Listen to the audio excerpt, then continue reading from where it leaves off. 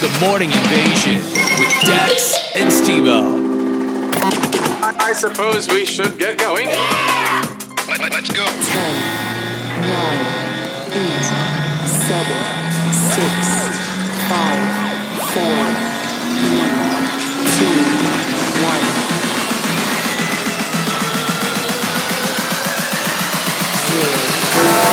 Zero. Good morning, everyone. Welcome to the show. How's everybody doing out there? So good, my bro. It's Monday, February 19th. Morning Invasion. Good morning. How you doing, my bro? So good. Nah, It's President's Day, and I'm just so excited to be working He's lying. and not home. He's lying. I am lying. Somebody's got Whatever. a case of the Mondays. It is President's Day. Why don't we get this off, huh? Why don't we get today off? Well, here's why, bro. I did some research this weekend, and I found out that true patriots work on President's Day. And do you know why? Why? It's because originally President's Day was founded as a way for us to honor the founding fathers who worked so very hard to establish this country that they said, work double hard on President's Day. Double hard? Yeah. George Washington took a boat from England and he sailed over here on the Mayflower. And when he got here, he built a log cabin. Wrong. He painted it white and they called it the White House. He established his presidency on the bodies of the aliens from outer space. No. It was a great war. No. Yes. It's a cool story, but... No, UFOs hit right. like 2 months into his presidency and attacked the White House. And he had to defend all of the corn. They were wanting corn. You see, they don't have corn on other planets. And it's a hot commodity. It's like fuel, which is why they left their impression in all of the corn fields. Okay? Okay. It was to let them know, let us know that they wanted our corn. That they saw our economic resources. Your economic Yes. resources. That's how they say it. It's economic, obviously. But they're aliens from another planet. Economic. economic. If you don't believe me, look it up. I'll Google it later. I will. Yeah. And so Don't dare me. a great war ensued between the founding fathers and these aliens from another planet. Guys, he's I don't know what's wrong with him today. We lost many. But because of that, Monday, February 19th, we honor the great sacrifices of our presidents who laid down their lives against the aliens with the laser beams. Wow. Mm-hmm. That's pretty cool. Also that we could have corn. Yeah. It's pretty cool. Sweet corn. Yeah. Sweet corn. Yeah. Yeah, it is President's Day. Yeah. So we'll pay tribute all morning long to the greats of this country. In my State of the Union, or my speech to the nation, whatever you want to call it. You bet I cut the taxes at the top. That encourages entrepreneurship. What we Republicans should stand for is growth in the economy. We ought to make the pie higher. You send a kid to the emergency room for a treatable illness like asthma. They end up taking up a hospital bed. It costs you gave them treatment early, and they got some treatment Sounds like us. and a breathalyzer or an inhalator. Welcome, the Cinco de Cuatro. I love it. I'm sitting there tweeting. Bing, bing, bing. You press a button. Bing, bing. They all hand you checks. Bing, bing, bing, bing. You know, in the old days, bing, bong. You know, with the map, bing, bing. Everyone else, bing, bing, bing. Bing, bing, bong, bong, bing, bing, bing. Bye, bing, bing. That's the end of that. Okay. We salute you. Our presidents. Yes. Who's your favorite president? Okay. I got a survey coming up. They asked people to name the best president in U.S. history. Well, we know our dear friend B-Nix, who joins us on Thursdays, would say Teddy Roosevelt. That's his favorite. Ah! I don't know, man. It's between President Donald Trump and former President Barack Obama. I can't decide. But I'll get back to you on it. Pray about it, and I'll get back to you. Oh! Yeah, a new survey asked people to name the best president in U.S. history, and, well, there was a tie for the top president of all time. Hold on. Ronald Reagan. You got one right. Really? Yep, one right. Ronald Reagan. He was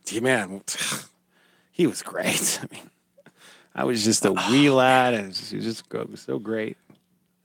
Man, the other one I want to say, gosh, this is good. I feel like it's got to either be Washington or Lincoln because those are like our guys. Oh. Nope. Neither of them? No. Wow. Greatest president of all time. Now, who was surveyed? I don't know if it tells me or it doesn't say.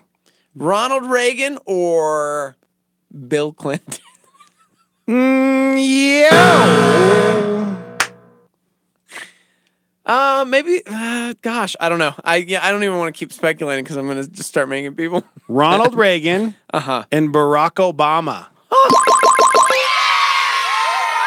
That's funny because that was seriously the next one I was gonna say, but then I was like, at this point, I'm just gonna make everybody angry. Really? Abraham Lincoln was third at 15%. George Washington and FDR tied for fourth. JFK was sixth, and Bill Clinton and President Trump tied for seventh. Wow. 1 out of 10 Republicans and 0 Democrats said Trump is the best president ever. Yeah. Yeah. 71% of Democrats said he's the worst president ever, and 57% of Republicans said Obama was the worst president ever. Of course. You know what it is? It's because of the culture that we're in. Mm-hmm. Where it's like, oh gosh, you have to love or hate. And because of that, it's like, well, I'm a Republican, so I have to say this. Or I have to say that because I'm a Democrat. Yeah. Yeah. So there you go. Ronald Reagan, Barack Obama, Abe Lincoln, George Washington.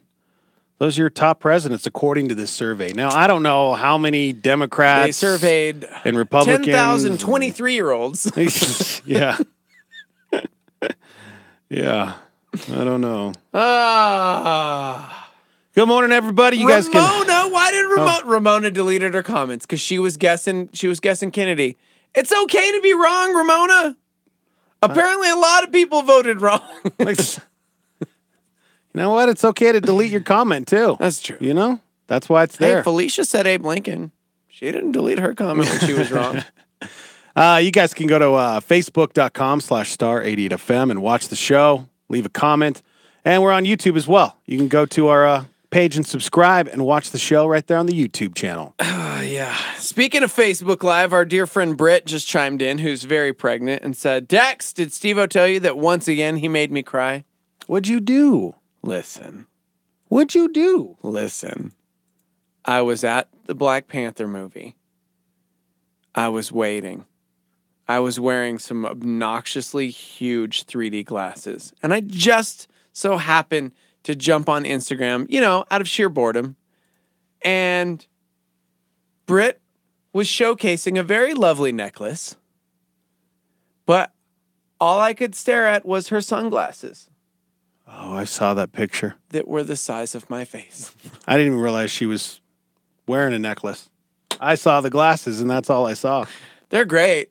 No, they're great. They look great on her. I was glad she was wearing them because apparently they're very Elton John-ish. Yes! Yeah. I love Elton John. Yeah. See? Come on, Britt. I love Elton John. Because there's no sacrifice. Mm-hmm. Love it. Love you, Britt. So, love you. You know what, Britt? Apparently, she got really sad. That's what you get, Britt. Cry me a river. I tagged her in my 3D glasses because they were about the same size. Yeah. I couldn't. Those are sweet. Are those the new 3D glasses or just Black Panther ones? I look like MC Hammer or Britt. Are those Black Panther special edition? No, those are just the glasses. Those are the new ones? I guess it was 3D IMAX. I don't know. Ooh. Mm-hmm. Yep, those look just like the ones you guys are wearing. Isn't it weird? I was like, I couldn't tell if I accidentally got Britt's sunglasses or if they actually gave me the 3D glasses. So beautiful. I said, I just wish your sunglasses were bigger. And she said, I hate you. I'm ugly crying now. Thanks. Aw. And I responded with, well, at least your shades will cover your face. Cry me a river, yeah. You guys can text into the show 505-585-LIVE. I couldn't keep them, Britt, because when you get 3D glasses like that, goggles. Goggles. Yeah, they need them back at the end of the movie because they were really expensive. Like your super dope designer shades. They're really cool shades, actually. Yeah, I'm just jealous. You look beautiful, Brett. You do. I mean, I wouldn't go that far. I would say she's like Johnny Depp, Willy Wonka. I could go down that path. For sure. Still, I think you're beautiful, Brett. So, because you are beautiful, no matter what Steve says. Stop it. Stop it. Can bring you down. Paul wants to know if Black Panther lived up to the hype. oh, guys, we both saw Black Panther Yes, over we the did. weekend. Oh, it depends on who you talk to. Yeah, I think you're going to be pretty surprised.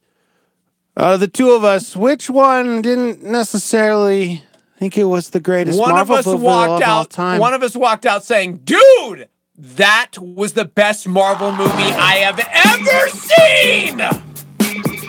I pretty much look like Black Panther right now. You'll never believe which one of us said that. I left Black Panther wanting to be Black Panther. I feel like Black Panther. So did Brody. We immediately went to the old Walmart. Oh, you got him a costume? No. Oh, you got him the mask? No. Oh, why not? I let him try it on in the store, though, and took a picture. He looks really cool. cute. Why didn't you let him buy it? Because a lot of money. Look. Oh, man, that's cool. Look, guys, my son. And he was like, buy me. You can't even tell. Yeah, it's so really. blown out. I mean, It's whatever. That's cool. He played with the claws and the mask and everything, and I was like, cool, how much is that? Oh my gosh. Put it down. Put it down. Walk away slowly. Walk away slowly. Yeah. Just run around. Get your Black Panther kicks here. Just walk around Walmarts. All the Walmarts with the mask on. Yep, Black It'll Panther. be fine. We'll also find out who won the box office coming up. Pretty sure I know exactly who won. I've already seen the box office. Did you see the box office? I did not. I mean, I know who's number one, but oh man, we both knew that Black Panther would be number one. It was just a matter of how much money did it make, because you gave an astronomical figure. You called me a dumb. That's because you said a really large I said $1 figure. billion. You didn't. Okay, I said $1 billion. You said, I know exactly what you said, because I still, yeah. There's no way. We'll talk about it coming up. We'll relive our moments on Friday when we try to predict the box office. I don't want to relive my Friday, because Friday I spent the day hyperventilating and acting like a creeper. Yeah, can we talk about that this morning? Yeah. Cool. Yeah, we'll talk about that. Steve-O is in a new short film. Okay. And he plays a really, really, really, really, really creepy guy. I mean, maybe I'm stalking I think it's a girl. inappropriate. Yeah. It's inappropriate. Definitely. I felt uncomfortable when I watched the trailer. Definitely a Can we creepy post that stalker trailer? guy. Or is it a little, I don't know. I don't even know if we can post the trailer. Why not? Because of what you do in the trailer. What I do in the trailer? What does Yeah. that even mean? You're going to make a lot of ladies stumble out there. And maybe a few men. I don't know if we should post it. I'm serious, guys. You're such an It got hot in here when I watched the trailer. Okay. It got hot in here. Yeah. So we'll talk about that coming up. I can't believe it's done. I thought it would be weeks before they'd have it all done. Yeah. Apparently it releases today. Yeah. It's a short film. So a it's short probably film. like, It's what, a 10 minutes competition. long? Our good friend Jordy and Brent and so it's a 3 minute. It had to be 3 minutes Oh, or it's less. 3 minutes? So they had to Wow. take the script. Yeah. That's like a normal trailer. I know. It was crazy. So it's a short film competition in New York. Yeah. That's why the actual trailer was 10 seconds. 10 seconds. It's a teaser. It's a teaser. And it Teaser trailer. Woo, man. You know what? You should give it to me so I can post it on my Facebook page. No. I'll post it on my Facebook I think our page. buddy Jordy did post it, actually. So, Okay. I'll yeah. share it. No. Go over to my Facebook page here in a little bit, and you guys can check out the trailer because it's creepy. It's so creepy. I think the film actually is going to be up this morning. So Okay, good. we could just post the movie when it's there. We'll have Jordy in at some point, who directed the film. Yeah. Well, let's kick off the show with love. Love. Yeah. 54-year-old Cynthia. She lives in Iowa. And for Valentine's Day this year, her husband, Don, gave her a beautiful gift. He gave her one lottery ticket.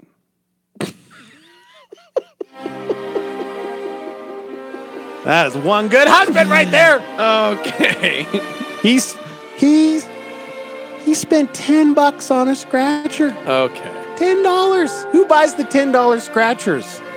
Woo. Well, you can imagine Cynthia was not I was going to say. impressed with the $10 scratcher. Yeah. She says as soon as he gave it to her, she thought, that's really expensive. Yeah, $10 scratcher? Well, Cynthia decided after chewing her husband out, well, I might as well scratch it off. She hit the jackpot. No. She hit the jackpot. She won $100,000. Of course she did. Of course she did. Yesterday was Valentine's Day. Yeah. And my husband gave me a gift of a scratch off, and I'm like, oh, that's really expensive. He scratched it off. I won $100,000. I'm looking at it. I'm like, oh my God, that's not real. It's not real. Yeah. He kept telling me it was real. It's real. So I didn't believe it till I got here today. My mind went blank. Get out of here, Cynthia. What? She's going to use the money to pay off her car, the rest of their house. So in the end, it was a pretty amazing Valentine's Day present. Here's the question. I'm wondering if, that was a gag gift and the husband had a real gift for her. I thought about that too. And then she scratches it off and wins $100,000 and he's like, and I'm saving everything else for your birthday. Yeah. That is crazy. Mm-hmm. So the lesson here, ladies, don't throw a fit if you don't get what you get. How's it go? No. Okay. Don't throw a fit if you can't get can't throw. It's been a while since my kids were little. No. Can't throw a fit. Fool me once. Shame on me. Shame on you. And I'll shame on you back. Whoa. Fool me twice. You're shaming the shamer. How does it go? Don't throw a fit. You get what you get and you don't throw a fit. Thank you. Speaking of getting what you get, Brit's you get what you get and you don't throw a Brit. You get what you get and you don't that. She saw the trailer to the film and said, can I just say that the original inquiry was searching for a male in his mid to late 20s, and when I saw Steve-O was playing the character, I did a major eye roll. Because he's not in his 20s. Too bad nobody saw the major eye roll, because your goggles were covering your whole face. Yeah, it's true, though. I saw that and I was like, yep. I got to play a creeper, bro. Yeah, he did. We'll talk about it coming up. Ugh. Little short film. I really, really don't want to post it. 505-585-LIVE. You can text into the show to the Dream Style Remodeling Star 88 Studios. Go subscribe to our YouTube channel. We're live right there. Right now, guys. Go to our YouTube channel. And Facebook. Good morning. Good morning, Jarrett. Good morning, Paul. What's up, dude? Facebook Live, Star 88 FM. We got a huge show on this President's Day. We'll tell you all about it and find out who won the box office when we come back.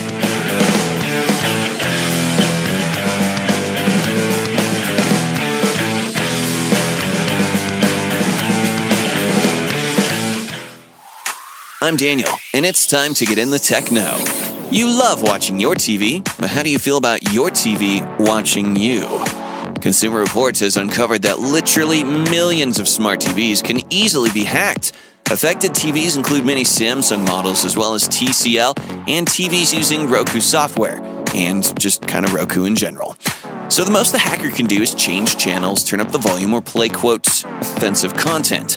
Doesn't sound like that big of a deal, right? But what if some hacker cranked the volume and blasted dirty images to your grandma? Or in the middle of the night, the TV in your room turns on to static and demonic voices. Or you leave your kids watching Phineas and Ferb only to come back to them watching some nasty, gruesome video. Testing also found these TVs collected very detailed information on their users. Sounds like a win-win here. I'm Daniel, and now you're in the Techno on Star 88. Ravi Zacharias said this: human beings are not an accidental blip on the radar screen of time.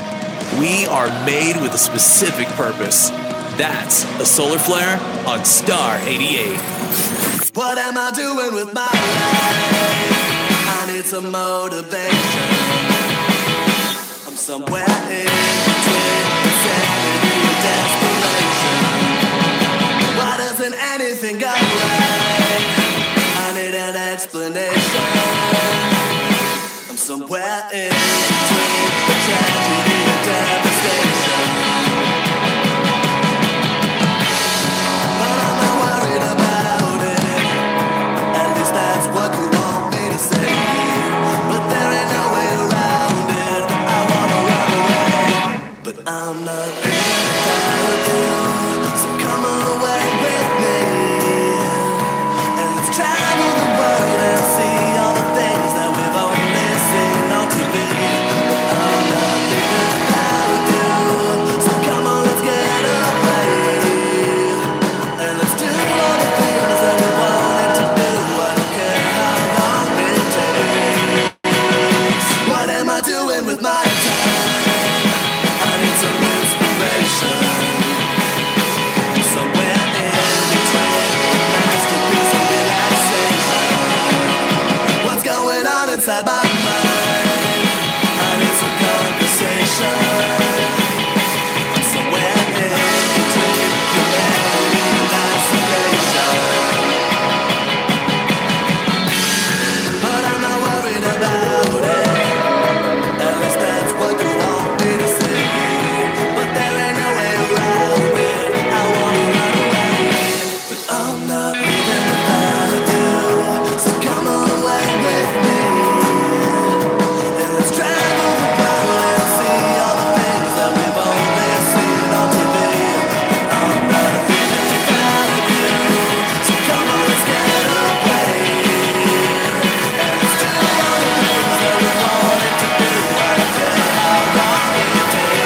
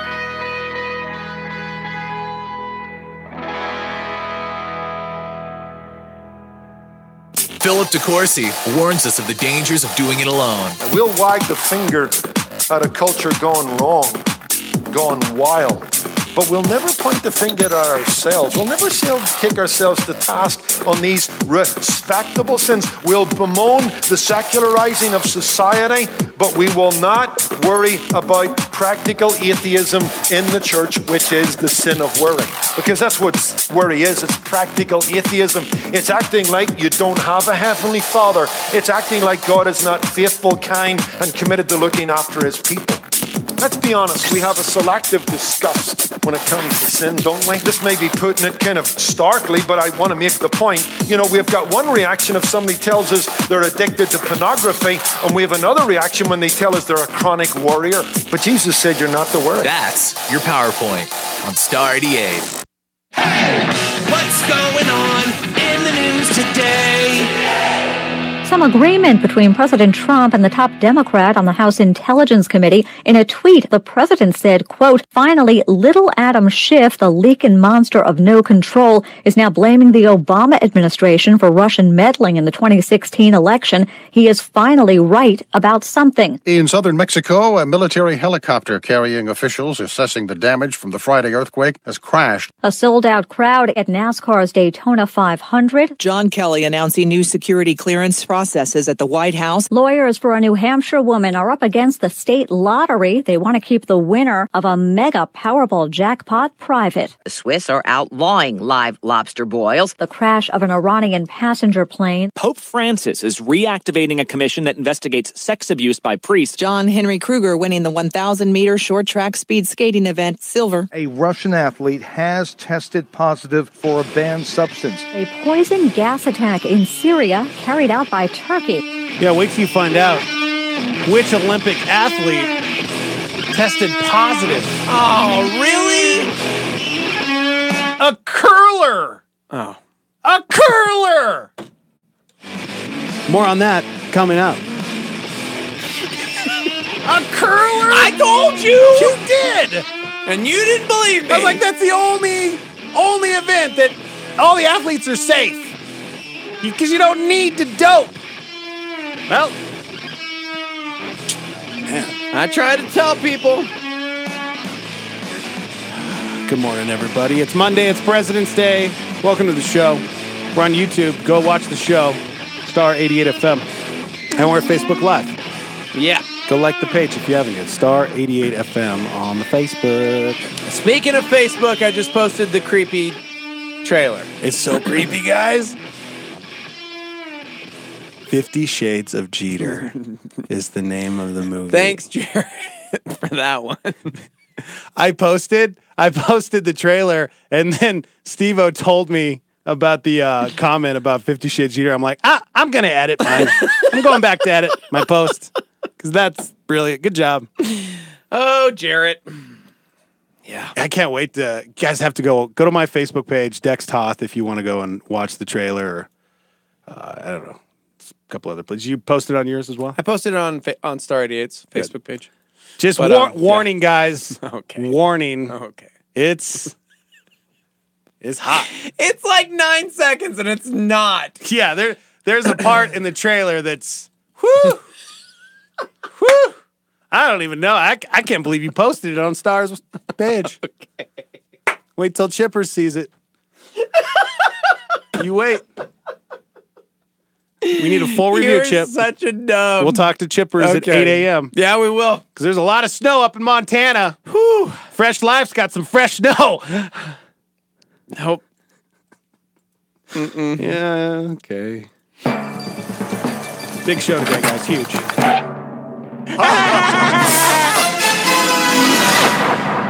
Every Friday, we do a game show called Hollywood Hits. All right, everybody. Welcome to the Monday edition of Hollywood Hits. On Friday, Dex and Steve-O, they try to correctly guess the box office. And Dex made an astronomical error. What are you talking about? Oh, let's roll the footage there from last Friday. You want to take a stab on how much money Black Panther will make this weekend? $170 million. Really? Yeah, boom. I just went high. 270. I'm gonna say 210. Okay. 210 million. No, at Yeah. least I was realistic. 210 million. You're so dumb. No Really? way, man. This is gonna be huge. 210 million. Yes. President's Day weekend. Yep. Dang it. Yeah. This is ridiculous. I think you, yeah, you missed that one. Yep. Calling her right now. What did it make? Black Panther destroyed expectations. Mm-hmm. How much did it make? How much? At the end of President's Day weekend, Black Panther took in $218 million. I just won the jackpot! Yeah. Yeah.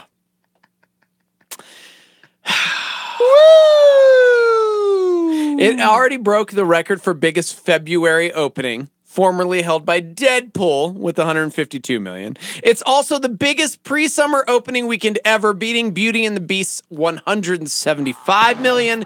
It's the biggest opening for a superhero movie with only one hero. The previous record holder was Iron Man 3.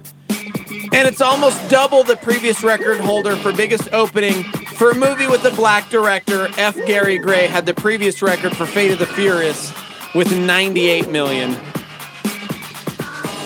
Black Panther crushed everyone and whooped my expectations. Okay. Well, I mean, we had fun with, predicting how much Black Panther would make, but it all boils down to the number 2 movie. Okay? Number 2 movie.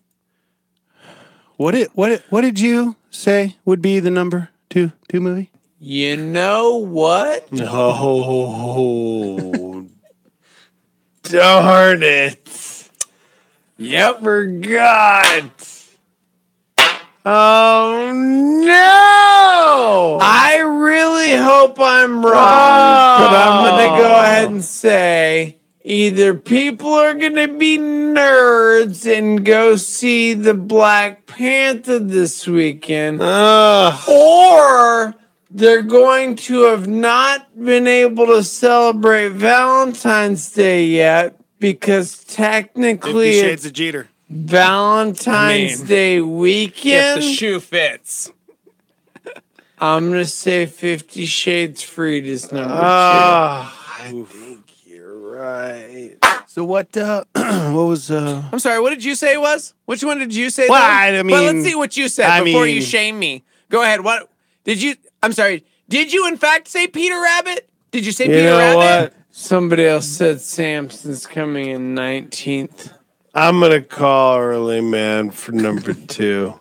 You can't even understand. Really? Yeah. I don't even know what I said. I'll call Oh, you said Early Man. Nah, I don't think Yeah, I said you said Early Man. Sound like Peter. that's...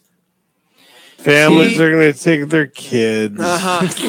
Early Man. Is that what I said? Early Man. You were right about Family Movie being number 2. Thank the Lord in heaven. Peter Rabbit came in number 2 with $17.3 million, bumping down 50 Shades Free to 3rd. Huh. So I guess technically I was closer. What? I said 50 Shades Free would be 2nd. I was hoping it wouldn't be. It came in 3rd. Doesn't matter how close See, you are. said Early Man? Doesn't Okay, hold doesn't on. even matter how close you are. 4th place, no, that's Jumanji. We were both wrong. 5th place, no, that's the 15, We were both 17 wrong. pair. 6th place, The Greatest Showman. Wow. Where did what? Early Man? Sorry, you said Early Man was going to be number 2. I don't know if I said that. Early Man. Oh, there it is, 7th place. It made $3 million. Oh my gosh. $3 million. 50 Shades Free took in almost $17 million. How did Samson do? Did Samson? Samson I almost picked Samson to be number 2. brought in $2 million and came in the top 10, which is pretty impressive, actually, for Really? a limited Christian film. Yeah. Huh. Yeah, it's not everywhere yet. So yeah, $2 million, not bad. I think I said it was going to be 9th, and so I'm sad. Yeah, but you know what? Came in 10th. What? Close, but no cigar. Yeah. Congratulations on Black Panther destroying expectations, at least monetarily. But I actually won because I won on how much Black Panther. You did. Kim said, I took my son to see Black Panther. It was amazing. Did not disappoint at all. Did you see the 2 teasers after the movie? One of us did. Yeah. I didn't stay for the last one. You never leave the theater until the lights are up. But man, you got to sit through all the credits. Sit through all the credits, guys. Fall asleep. Through all the credits. Matthew said Wakanda forever. Now, did you want to talk about Black Panther right now? Let's wait. Let's wait till the 7 o'clock hour so we can have some time to talk about it. We'll give you our review, our thoughts on what we. Matt said we need a Brody review of Black Panther. Ooh, that's a good call too. That's a good call. Problem is, he'll ruin the movie. He'll just talk and talk and talk and talk about his favorite character. You know, the gold Black Panther. That was his favorite?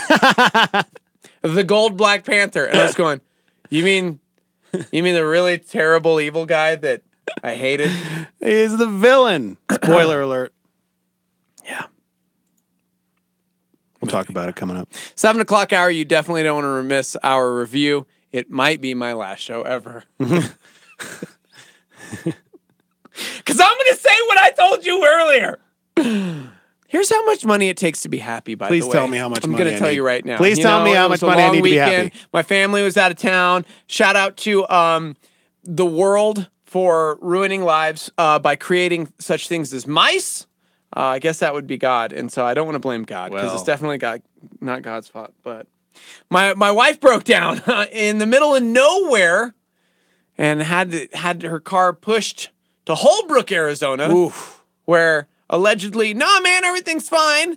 And then it crapped out again, and then kind of made it, and then eventually made it to Las Vegas, Nevada, thankfully, where our baseball tournament was for our kids. Yeah. So it all worked out. Oh, yeah. Totes worked out. For them, it did. Yeah, for the dealership that is charging us near grand for, Wow. Mice dropping. Tell me how much money And the it engine. would take for you to not sit here and complain that your car broke down. It's a good question. Good news. You don't have to be super rich to be happy.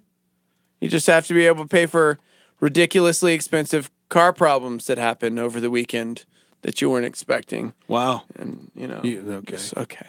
You don't even have to make 6 figures, according to this study. A new study out of Purdue University in Indiana found that people are the happiest when they make between $60,000 and $75,000 a year, which lines up with other studies that have found the same thing in the past. Yeah. Here's the thing, though. They took it further. They wanted to see how much money it took for people to feel more than happy. Oof. Looked at when people felt like they'd achieved their financial goals, when they felt successful. The answer? Tell me. 95,000. Oh, 95,000. They found that when people made more than that, it actually made them less satisfied because they started wanting nicer things that they couldn't really afford and compared themselves to other richer people. Gosh, man. Good news. We're almost happy. I just want to be happy. Hey, if you and me got together, collectively, we could be happy.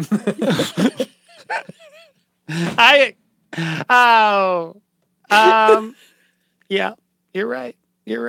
You want to move in together, like 2-income house, and then we'll like, can we?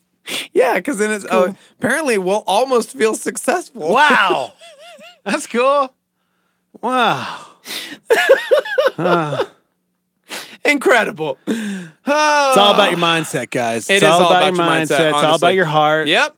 I've made so much money over the course of my life, and I have to tell you, I was the happiest when I made. See, Sam said, where's that? Here in Albuquerque? Because in California, that's poverty level. Yeah. See? It's all perspective, as you said. Here in Albuquerque, sure. But I was really happy when I made comfortable. a lot of money. Yeah. I mean, I was comfortable. But were you really happy? Buy any dinner I wanted. Okay. Not have to worry about it. Go on vacation. Moving on. Drove nice cars. The new proposal trend is really, really odd. And I'm glad I don't have to deal with this anymore. I'm not sure it's like the most romantic way, but apparently it's definitely the highest in healthy fats way to propose to somebody. What? The hot new proposal trend is to cut open an avocado, take out the pit, and put a ring inside of it. That's beautiful. Get down on one knee and hand your special lady the avocado. Yes. And say, you're the pits. No, I was in the pits. Until I found you. So here's an avocado for my guacamole salad. You could do way better than that. You're my little avocado, and I'm taking the pit out of you. Hey, No, girl. I don't know. No, I can't do that one. Hey, girl. I feel like you've been living in a pit of despair without me. I, avocado, don't want to spend the rest of my life without you. It would be the pits. There it is. There it is. That's it right there. People are saying it's a better version of the drop the ring and a glass of champagne move, since it's much less likely that the women will accidentally ingest it. And you get to eat the avocado after she takes the ring out of it. You just slice that bad boy up, take a spoon, just carve it on out of there. Healthy See, fat. Felicia says avocado is the way to my heart. So there you go. Healthy fat right there. Right? It's healthy fats, yo. It's an avocado. Love That is the dumbest way. Did you see a picture? Because you got to look at the picture first. Okay. Because once you see it, you're like, you know what? I love this. Look at it. Just you That is sink it the- right down that in is there where the pit would go. Dumbest. That's cool. They literally pop it open like it's.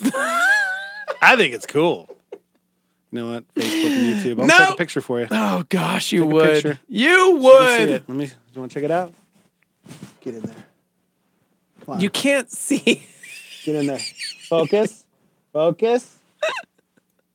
You can kind of see the ring in the middle of it. Turn it. Oh man. Moving on.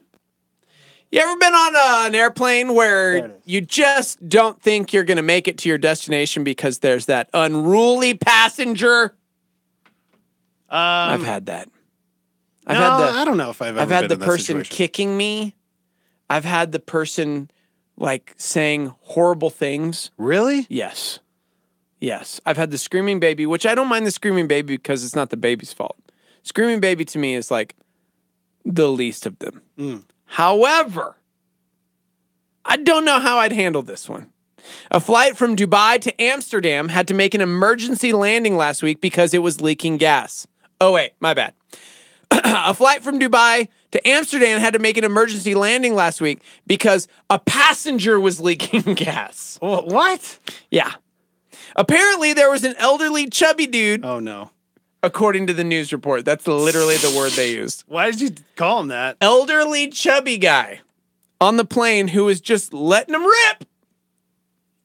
Two dudes who were sitting next to him asked him to stop and complain to the flight attendants. The pilot even wound up asking the guy to stop breaking wind on the flight. Yeah, but when you're old, you can't control that stuff. Okay. He wouldn't though. He just kept going for it. And eventually a fight broke out and the plane had to make an emergency landing in Vienna, Austria. Gosh. The police escorted 4 people off the plane, the 2 dudes who started the fight and 2 other women. So the gassy guy, I guess, got to stay on. The guys eventually wound up not getting hit with any charges, but they had to find another airline to take them to Amsterdam. I think we have the in-flight announcement when it was all going on here. Yeah, ladies and gentlemen, we're going to cut the flight short because someone is cutting the cheese. A couple of Dutchmen have complained that a big man sitting near them is causing a stink worse than a Dutch oven. Oh, no. I'll also be deploying the oxygen masks at this time, all except for Mr. Gasbags. Just breathe normally, enjoy the free oxygen, and the rest of the flighting. Well,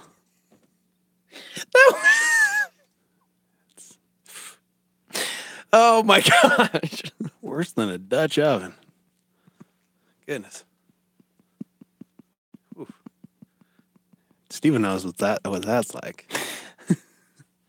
Felicia wants to know how old the dude on the flight was, because if he's older than 85, you can do whatever you want at that point. Yeah, what are you going to do? What are you going to do to that old man?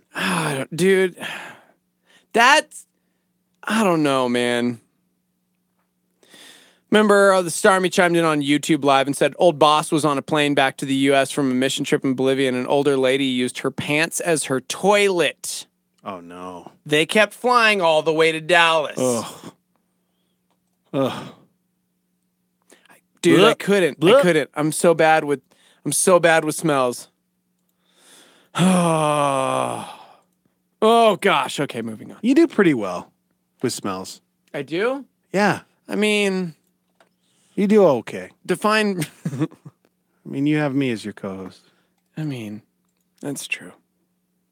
The website ranker.com had more than 18,000 people vote on the best soda of all time. This is easy. It's clearly the dew of mountain. Okay?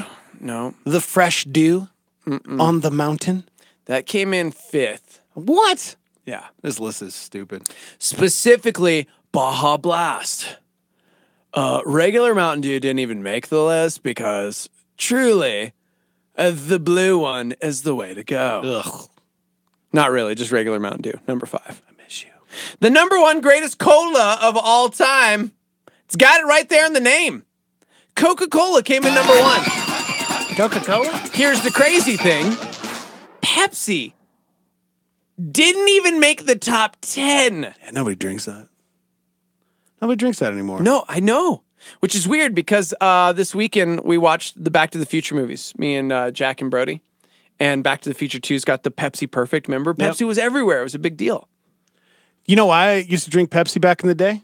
You did? Yeah. Ugh, why? Michael Jackson. Yeah. That's the only reason I drank Pepsi and thought it was cool, because Michael Jackson I've drank always Pepsi. been a Coca-Cola dude. Well, actually, I should say RC Cola was my jam. I love RC Cola. That's generic Coke. Okay. You know what, bruh? Doesn't taste You know what, bruh? It's generic. Come at me, West Texas. That's what poor people drink. Okay. Coca-Cola came in number 1. The top 10 are this, in order from 1 to 10. Coca-Cola 1. Dr. Pepper was 2nd. I could see that. Loves me some. Okay, number 3, Sprite. Number 4, A&W Root Beer. Number 5, Your Jam Mountain Dew. 7-Up came in 6th. Wow. Orange Crush was 7th. Cherry Coke was 8th. Sunkissed Orange was 9th. And Barks Root Beer came in 10th. The highest ranked diet soda? Diet Coke. Ugh. Came in 29th. Diet Pepsi came in 64th. Again, nobody likes Pepsi. Welcome to the show. Good morning. All right, Dax. So I've been coming down pretty hard on lobster butter since my Florida trip, dude. I've been watching. You've sent me those videos. Dude, that house across from our little rental house, one of the richest men in the world lives in there, and it's 30,000 square feet. Why you gotta brag, man? Why you gotta brag? What is happening? So it's pretty crazy. Well, thanks for sharing the lobster buddy Maybe next story. time Okay. What? Yeah, dude. Yeah, man. Yeah, bro. Well, have a good one, guys. Hey. Oh, cut it. That. Okay. Why did you just say bye?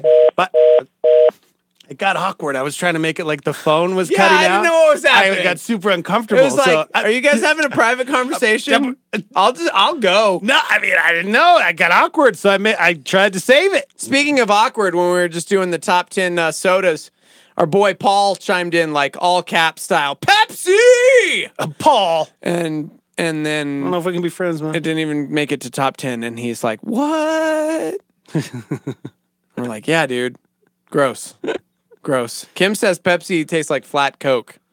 Yeah, it's just, I don't know. Good call. I'm not a big soda drinker to begin with. But Yeah, no more, guys. No more. You guys got to stop that. There's Stop it right certain now. there's certain establishments that only sell Pepsi, and I get sad every time.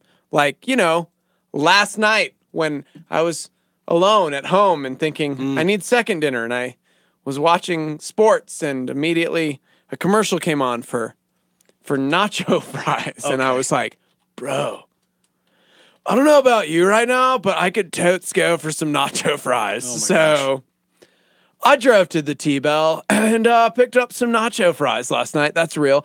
Actually, I was developing this voice last night. I'm not even being funny. And I went to the drive-thru as my new character, Spencer, and totally ordered like. Did you? Yeah. Yeah. Do you guys have that like nacho fry box? I saw it on the television, bro. It was like $5, and he was like, "Yeah, bro." And I was like, "Word, I'll take that." Man. And he's like, "What would you like to drink?" And I said, "Coca-Cola, good man." And he said, "We have Pepsi." And I said, A&W root beer? And he said, "We have Mug." And I said, "Mr. Pibb?" And he said, "No, man, we don't have any of that." And I said, "You know what? Then hook me up with the Baja Blast." Yeah.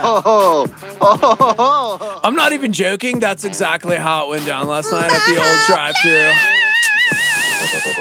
He was staring at me kind of funny because then I went to the window looking like I do, but talking like this. I kept in character the whole time. It was pretty We got dope. to take a break. We're way late. We're live from the Dream Style Remodeling Star 88 Studios. When we come back, Black Panther, we went and watched it. Yeah. So we'll, without spoilers, we'll give you our thoughts on Black Panther when we come back. Pastor Jack Graham and a Star 88 Supernova. Change the way you speak. Change what you say and how you talk, and you can change the direction of your life. It's true. Proverbs tells us in Proverbs 8:21 that life and death are in the power of the tongue. A very powerful thing is the tongue. And if you speak negatively, if you're constantly reflecting negativity in what you say, then ultimately you will live a negative life. It's a simple principle, really. How you talk to God, how you talk to yourself, how you talk to others dramatically influences the course of your life. Catch Pastor Jack Graham, PowerPoint, broadcast weekdays at 10:30 a.m. on our sister station, KNKT. This is Groundwire with Sean Dunn. Groundwire. The Bible says that all things work together for good for those that love God and are called according to his purpose. This does not mean that everything that happens to you is good, just that he can bring good things out of even the most difficult circumstances. God has brought great things out of the most devastating of situations in my own life. One example is my wife. After a horrible breakup with the woman that I thought I would spend the rest of my life with, I discovered the most beautiful, sensitive, and caring woman that I've ever known. When I was going through the breakup, I was convinced that nothing good can come out of it. But looking back as one of my dreams had died, God's plan came to life. I want you to know that God wants to give you great gifts as well. Even if you recently experienced a tragedy or are struggling to find anything good around, God is with you right now, waiting to prove himself faithful. I pray that you will understand his goodness and quickly see how he is blessing you. Groundwire. To find out more, click on groundwire.net. Click on groundwire.net. This is Star 88 at 88.3 FM, KLYT, Albuquerque, Santa Fe, and online at star88.fm.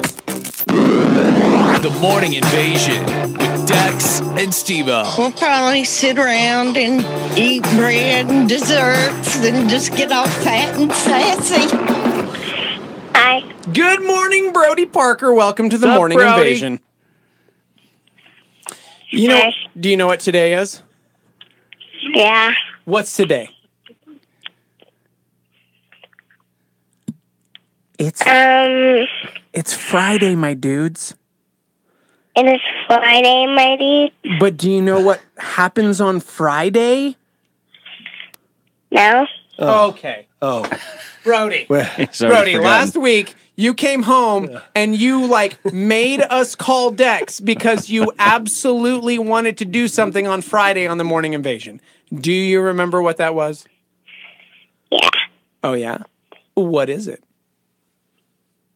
Party Horn Friday, Power Rangers.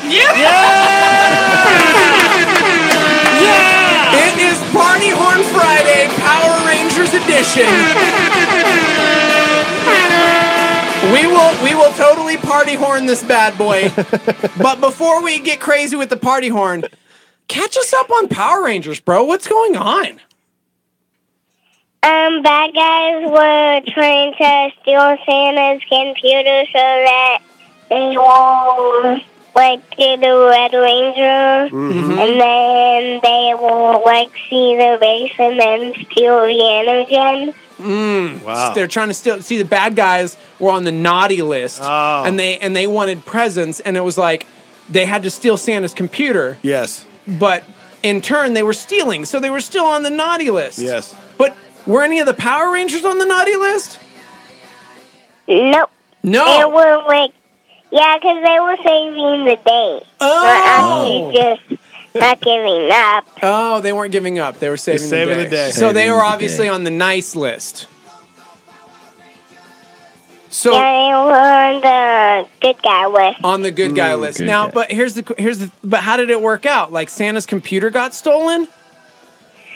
Yeah, because they got really mad because they wanted really presents, and then they got mean to good guys, and then they started stealing it. So did Santa ever get his computer back?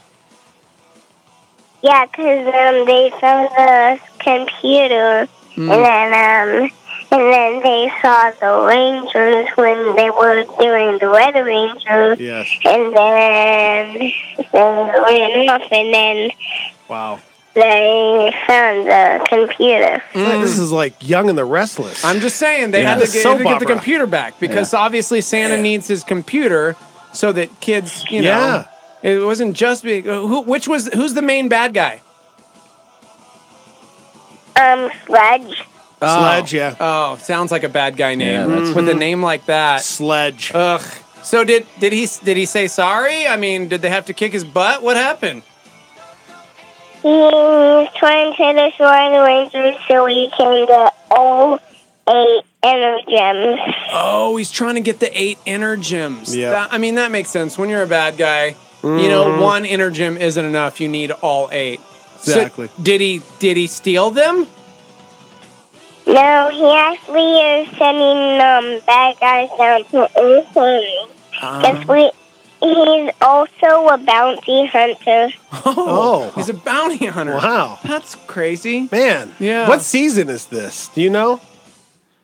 Yeah. Yeah. It's like dinosaur Power Rangers. Yeah. Or something. Which Power Rangers is this?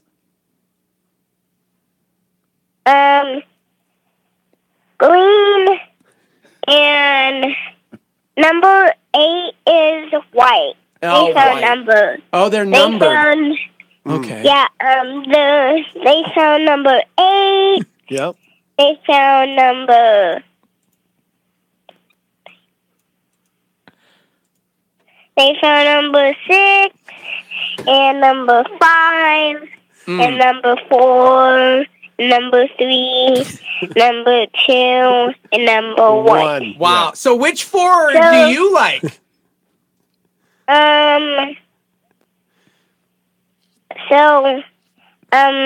I like all of them. Oh, okay. You like all of them? Do you have a favorite Yeah, Power Ranger? Yeah. Oh. The red one. Oh, the red The one. red one. Why? Can I tell you them? Oh, yeah. So the red is number 1, and the black is number 2. Okay. And the blue is number 3. Makes sense. And the green is number 4. One eternity later. And the pink is number 5. Nice. And the gold is number 6. Ah. Wow. But who's number 7? That's Miss Morgan. Miss Oh, Miss Morgan Morgan. was not a ranger, but then 3 days later. Miss Morgan is the Purple Ranger number 7. Ah. But who's number 8? Number 8, he's a guy actually works for Gold Ranger. Oh. And the Gold Ranger was that guy, and then he's the white. 3:28 a.m. Don't they each have like their own dinosaur or something weird like that? So the Gold Ranger has a Charizard The Red Ranger has a T-Rex. The Green Ranger has a raptor, and the Pink Ranger has a 1 hour later.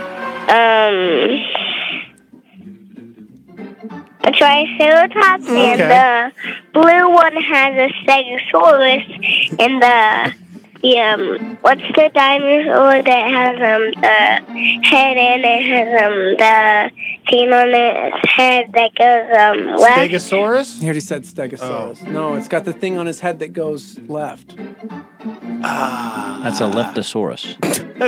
Sam's one. What does he look like? He's a dinosaur that's 6.5 hours later. My favorite is the Indigo Ranger. Gold Ranger. The Indigo. The Gold Ranger's a Pterosaur. But I said Indigo, not gold. I said Indigo. The Indigo Ranger? My favorite. Is that like a Fuchsia Ranger, or is that different? No, that's actually number 10. Oh, that's actually number 10. And can I tell you guess what? Remember that the Blue Ranger? Yes. The dark Blue Ranger? Yeah. He's number 13. Yeah, the Navy Ranger.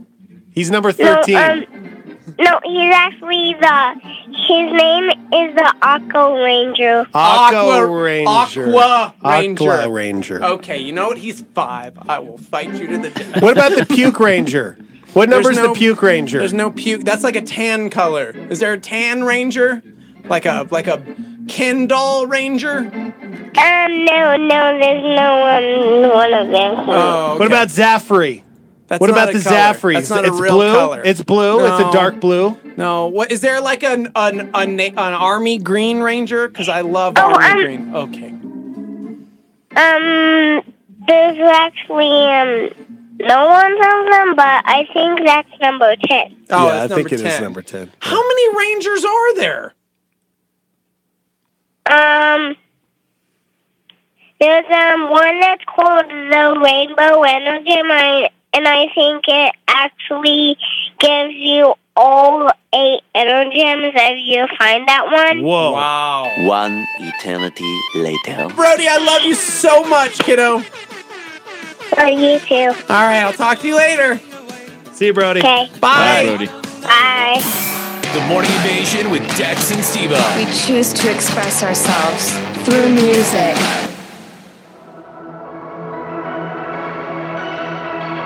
I'm waiting like the desert for the rain, for your rain. I'm racing like the shoreline. For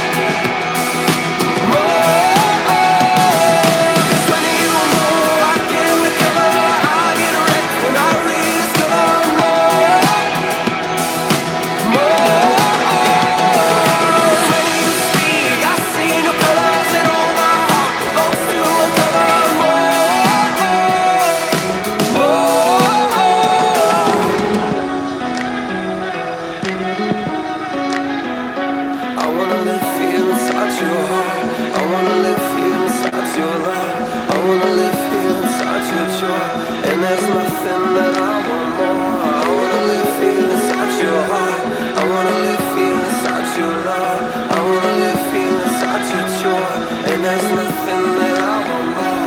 I wanna live here inside your heart. I wanna live here inside your love. I wanna live here inside your joy. And there's nothing that I want more.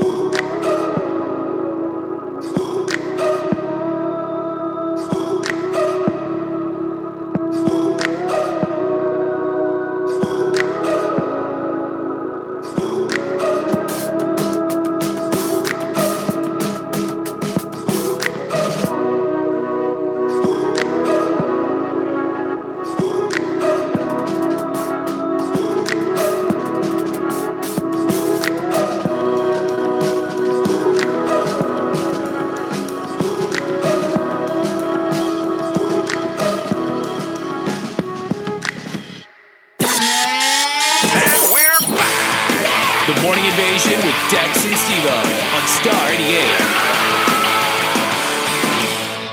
Movie fans are lining up to see Black Panther. And with superpowers like enhanced strength, speed, and agility, he's sure to entertain. But so is America's next new superhero, Gray Tabby. 12 pounds of adorable gray and white fur. Gray Tabby. And if it's superpowers you want, Gray Tabby will deliver. He'll take your breath away when he makes hilarious YouTube videos. He'll make your heart race when he chases a laser pointer until you swear he's gonna catch it. And more than anything else, he'll do this when someone rubs his belly. He's Gray Tabby. And he's coming to a theater near you. This film has been rated... Get out of here, cat. Ugh, get out of here. It's all about the Black Panther. Now, that's the cat I like. Okay. I'm telling you guys, right now, Black Panther was my favorite Marvel movie of all time. Did I win? No, you most certainly did not win. It was so good, guys. I fell asleep for only 20 minutes this time. And it was still the greatest. I will go see it again with you. I need to see it Do you want again. us to do our review, or should we call the movie reviewer? Yeah, call the movie reviewer. All right, we're calling our movie reviewer. His name's Browdy Parker. He's a movie critic, if you will. Speaking of being a critic. Oh, no. Okay. Well, that's how the cookie crumbles. I'm actually eating a scone today. I feel very British and proper.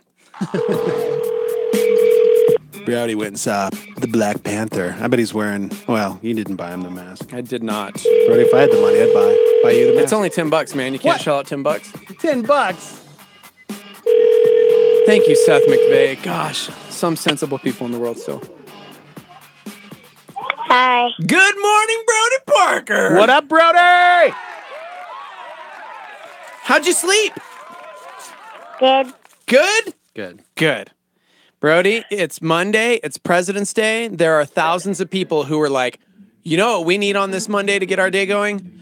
A Brody Parker movie review of Black Panther. You okay, buddy? Yeah. Hey, you feeling all right? Yeah. Good. So, this weekend we went to the movies. We saw Black Panther in 3D IMAX. First of all, do you think it's necessary to see the movie in 3D? What'd you think of the effects? Yeah. Yeah. It was good? You liked it? Yeah. Okay. Yeah. Cool. So, what was your favorite part of the movie? When they were fighting by the choo-choo train. Yes. When they were fighting by the choo-choo train. That was a really good part. So That was great. a pretty fantastic part. So after the movie, we went to Walmart because Brody wanted to show me all of the toys that he wants to eventually get, like the hand claw and the Black Panther mask and everything. Brody, why do you want to dress up like Black Panther? It's because I like Black Panther. Yeah? Why do you like Black Panther? It's because he has cool weapons. Cool weapons. He does have, and his body armor is so impressive. Yeah. Yeah. I wanted the blaster and the mask and the claw and the shooter. Hope you're writing this down, Brittany. Yeah, Britt, our friend Britt. You remember Britt? Seth and Britt came over for the Super Bowl. Mm-hmm. She said she's going to buy you that stuff at Walmart. Yeah, anything you want, Brody, at Anything. Walmart. Keep going. Just Keep going, ask. Brody. Go ahead. Go ahead, make a list. First, you have to say hi to Britt. Say hi to her. Hi. Yeah, there it is. Okay. She's on her way, buddy. She's just going to buy you everything. She's a sucker. It's great. Probably should run that by Seth first. So, no, it's okay. It's her boyfriend. Oh, okay. So, tell us why you loved the Black Panther movie so much. It's because he had the choo-choo train parts and the parts where he has the blow-up parts and the throwing ball things. Yes, the throwing ball things. Throwing Those balls. were awesome. That was cool. Yeah. So, Bubba, this is the 18th Marvel movie. 18 of them. That's crazy. That's crazy. We've seen this weekend alone, we watched a few because at home we watched Guardians of the Galaxy 2. He loves the Guardians It's a great movies movie. too. So, thinking about all of the Marvel movies, you've got Spider-Man and Iron Man and Thor and all the Avenger movies, Captain America. Which one do you think is your favorite Marvel movie?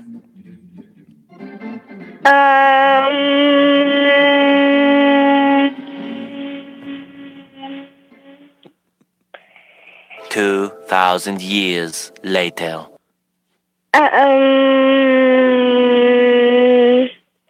12 Black o'clock Panther. midnight. Black Panther! Black Panther is his favorite.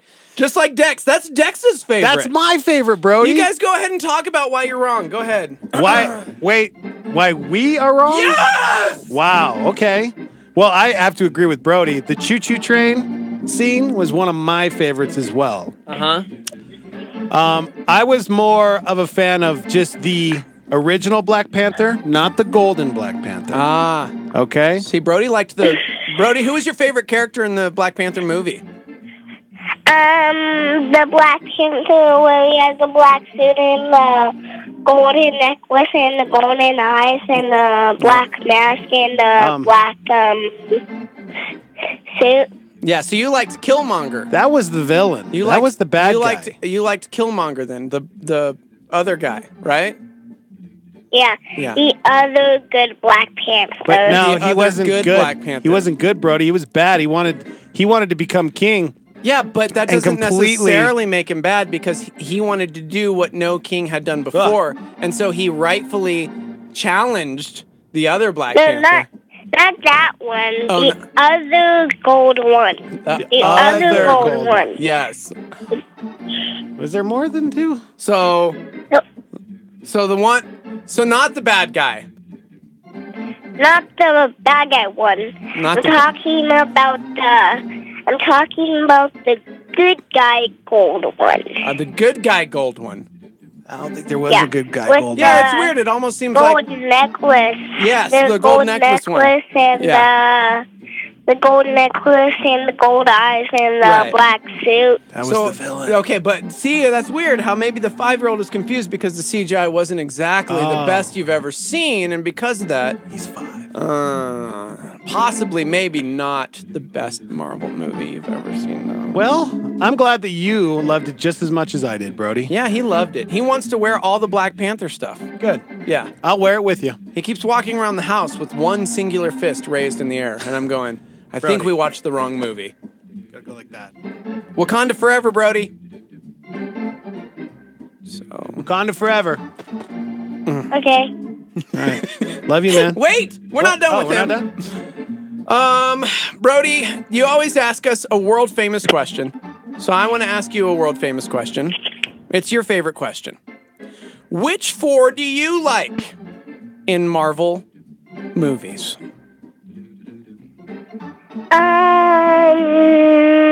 I love the good guy gold one with the gold necklace and the gold eyes and the black suit, and even the black one, and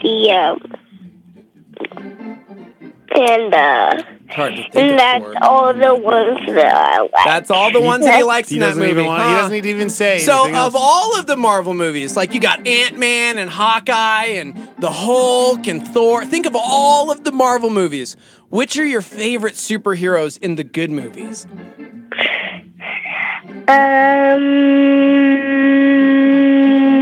Iron Man. Yeah, Iron Man. Yeah, that's got to be it right there. I feel like it was a It's trick because question. I saw him build back his body in the Lego one, and then by Ultron. Ultron was like Ultron. He was Yeah. He was the bad guy, huh? Ultron. Yeah, he is the bad guy, and then Iron Man was like this when he saw him in back.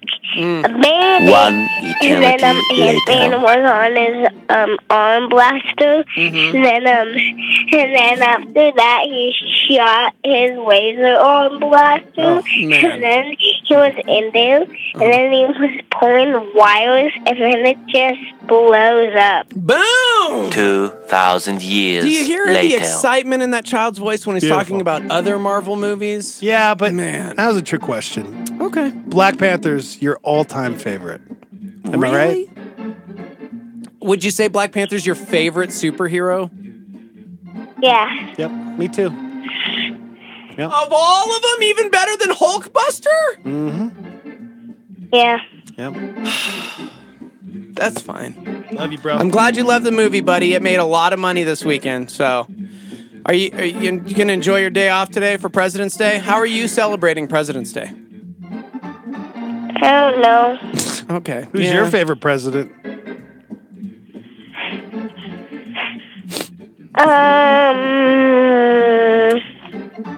God. Boom. You know what?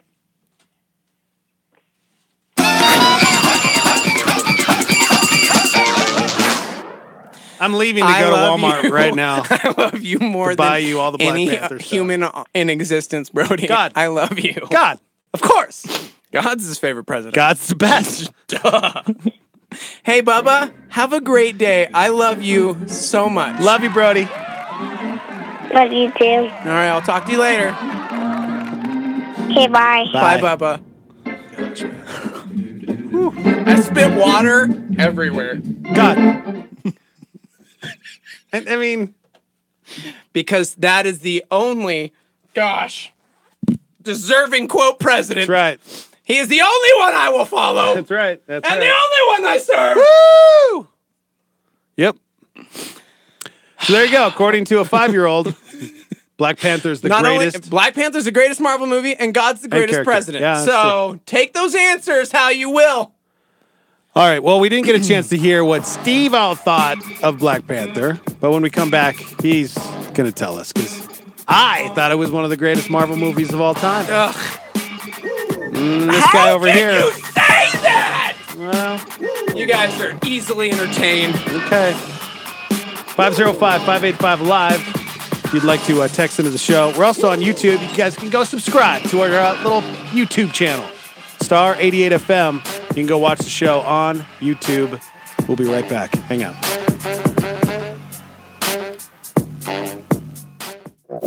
I'm Heidi, and here's what's happening. Next time you're at the grocery store, pick up a non-perishable food item and donate it to the Sagebrush Food Drive. It's happening each weekend through March 4th. Sagebrush has a goal to donate over 17,000 items throughout New Mexico. You can drop off donations at any Sagebrush location during weekend services until March 4th.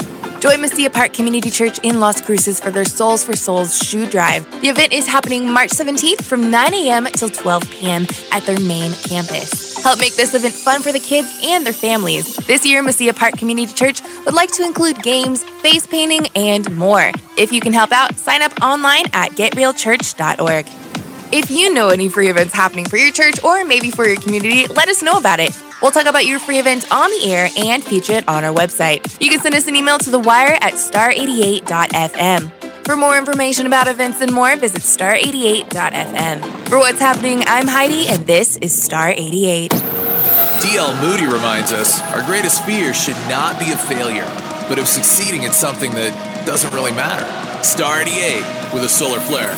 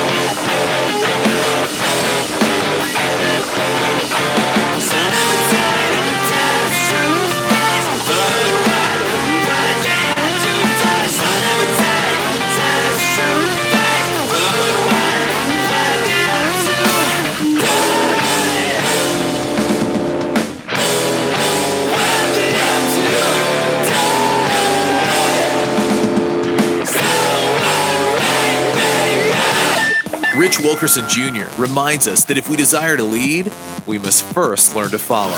How many Christians have I met that say, I love Jesus, but I don't like the church? I don't like the church. Hey, you don't have to go to church to be a Christian. Hey, church is boring. Hey, church is full of hypocrites.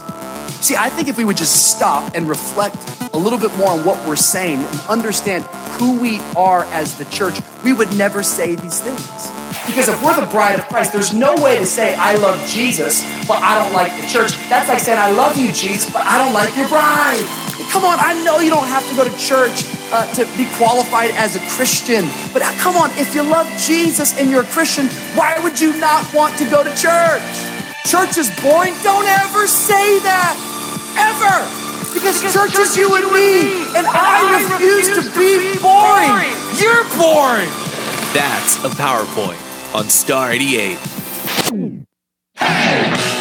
going on in the news today?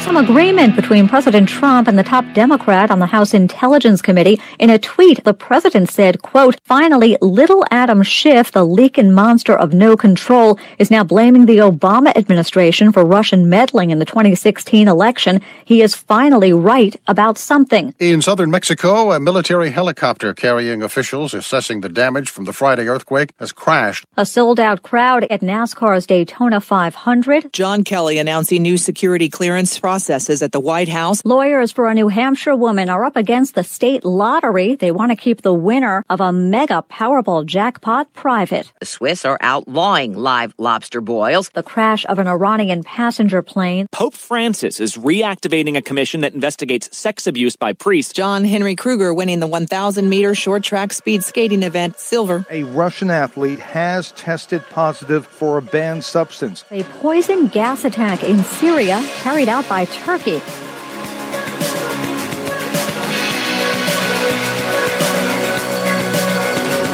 Hey, welcome to the show, everybody. It's Monday, President's Day. We're live from the Dreamstyle Remodeling Star 88 Studios. Thanks for joining us. You know how hard Mondays can be. We have our boss, Chip Lusko, joining us on the show a little after 8 o'clock. He's live in Whitefish, Montana. And there's a ton of snow. Dude, And crazy. he's got some updates for us. He's got a big announcement. Huge announcement. Pretty stoked on this. Mm-hmm. Yep. You guys can call into the show. Studio line is open, 505-338-3700. Or you can text in. What is that number, Steve? 505-585-LIVE. That's 505-585-5483. Go subscribe to our YouTube channel if you haven't yet. We're live right now on YouTube and Facebook Live, Star 88 FM. Share it with all your friends. Tell everybody about us. We appreciate it. We'll give you some Olympic highlights. Somebody was caught doping. Wait till you find out. In which event? That's coming up. Also, did you hear Fergie sing the national anthem at the All-Star game? If you missed that, oh my gosh. Dude. Yeah. Little tease for you.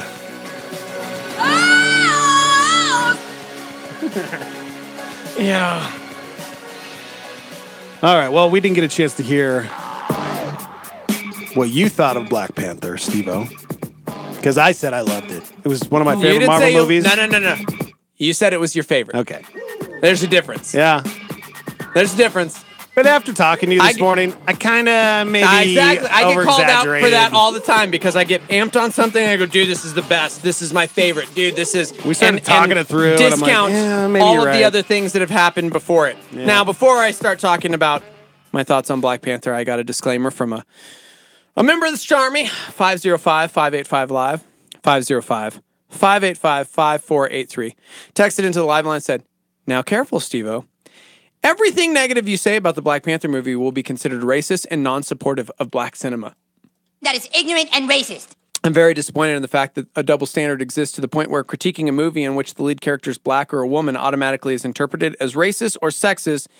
Is it so possible that the movie just sucked because it sucked? Question mark. Stop being so racist. I actually had this happen to me once when I was reviewing a Christian film because I thought it was terrible. Wow. And That's I was racist. saying it was, and it was like, how dare you? You are coming against God. And I'm like, okay, well, that's not at all what I was. Okay, now that is racist Yeah. and insane. Yeah. So Brody and you went and saw Black Panther. Not together. I took Brody to Black Panther. And, okay. I thought it was fantastic. Ish.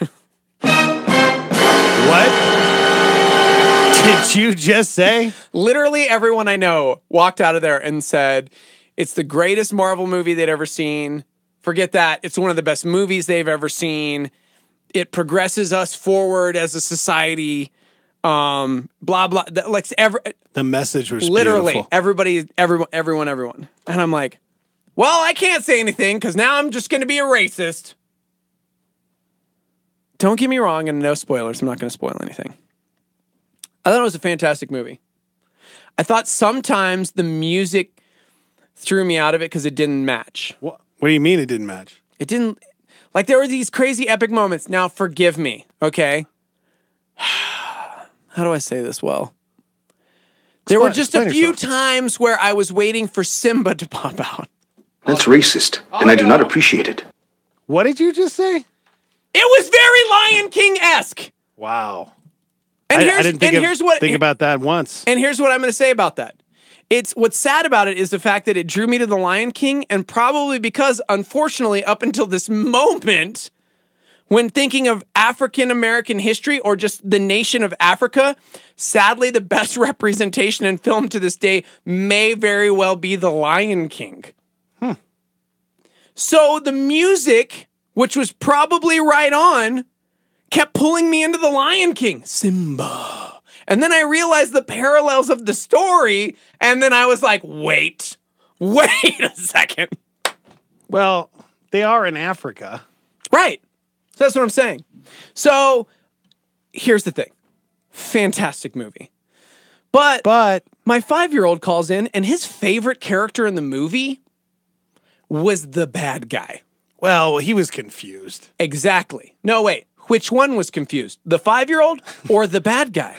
Brody was confused. It's the same costume, except one has some gold in it. And so I could see how you could be confused. If you're 5. It's pretty obvious that one's... If you're 5, it's confusing. You probably thought Black Panther showed up. No, the one with the dreads in his face. I'm just saying. I think he missed Who, the by whole the mark way, on the Michael villain. B. Jordan, who plays the villain, was brilliant. I did love him.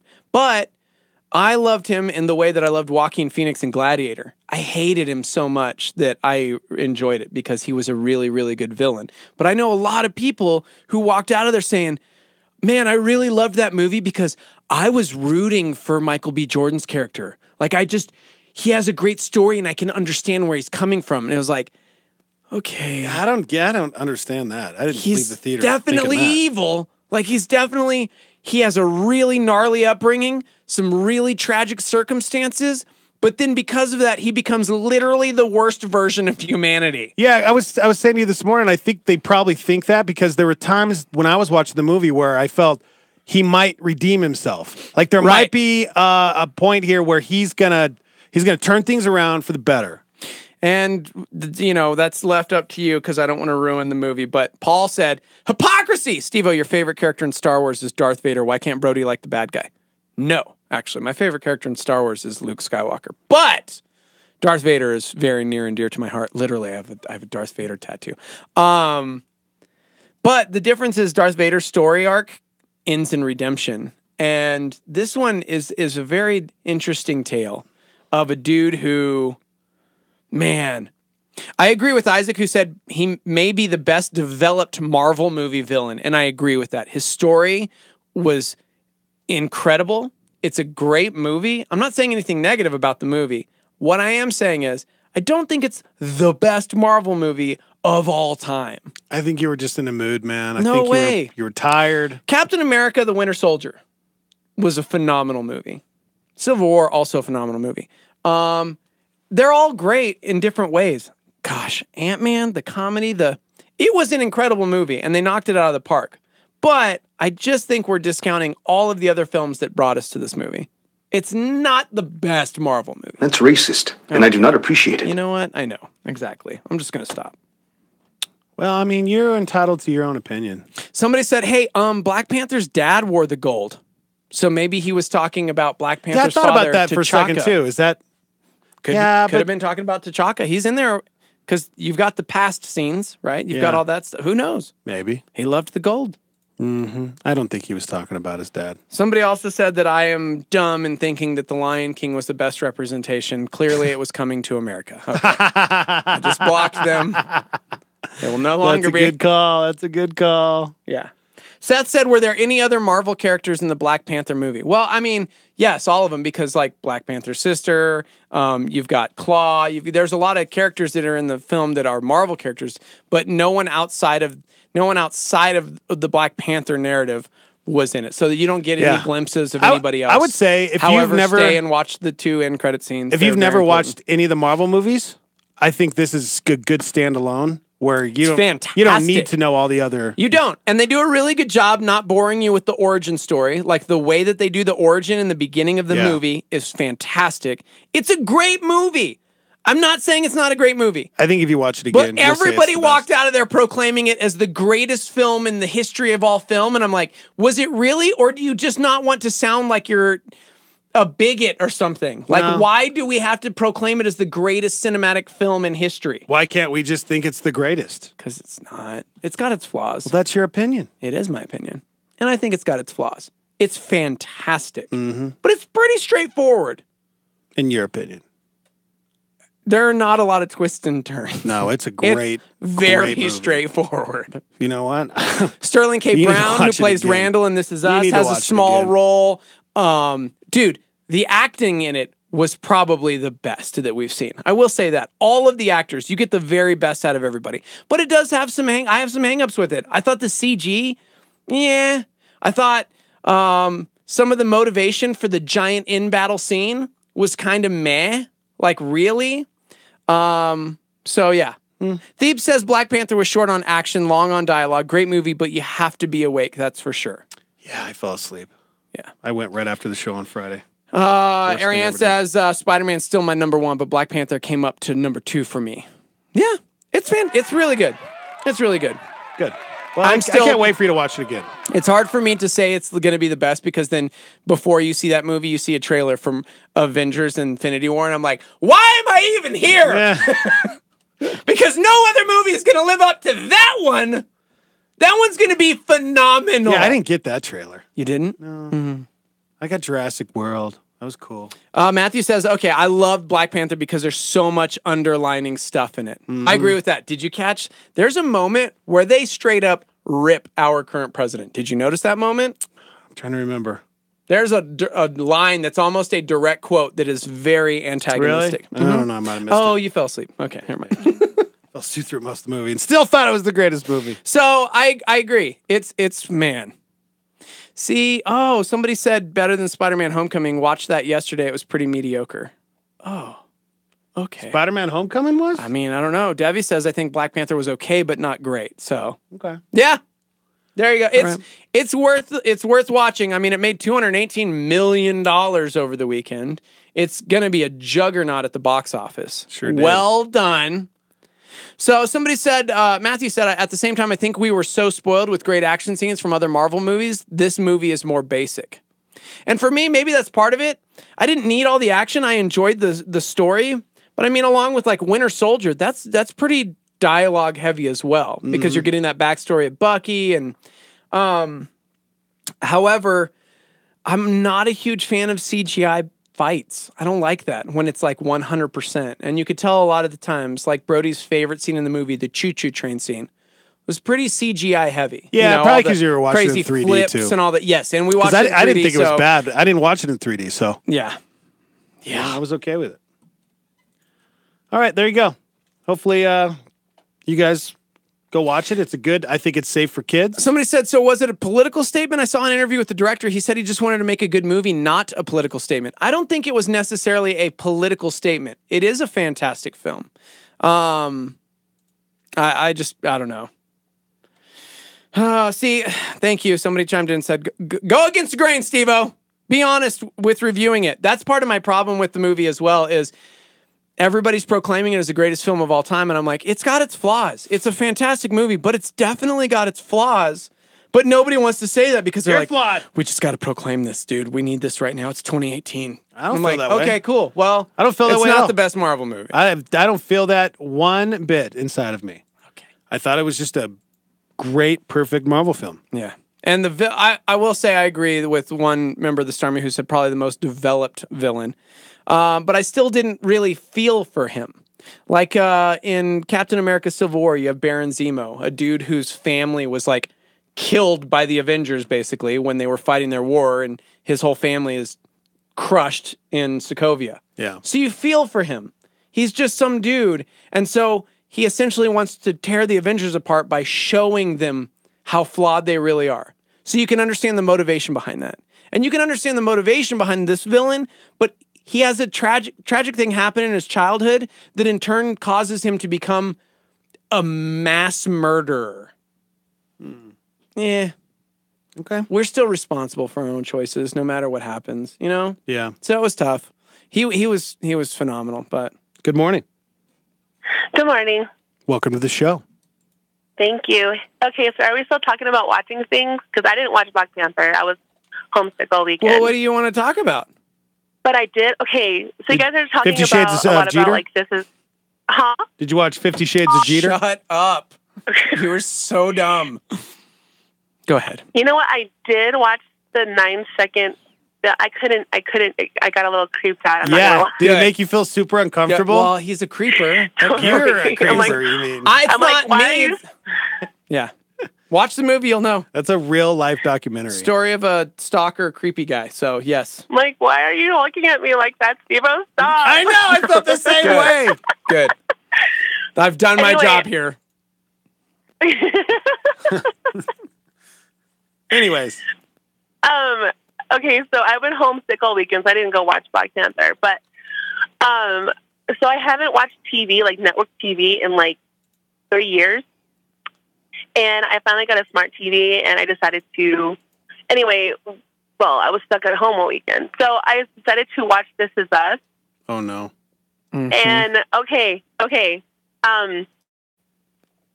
I think I'm heartless or something because Oh no. I had a box of tissues ready for me to go, and Tub of ice cream. I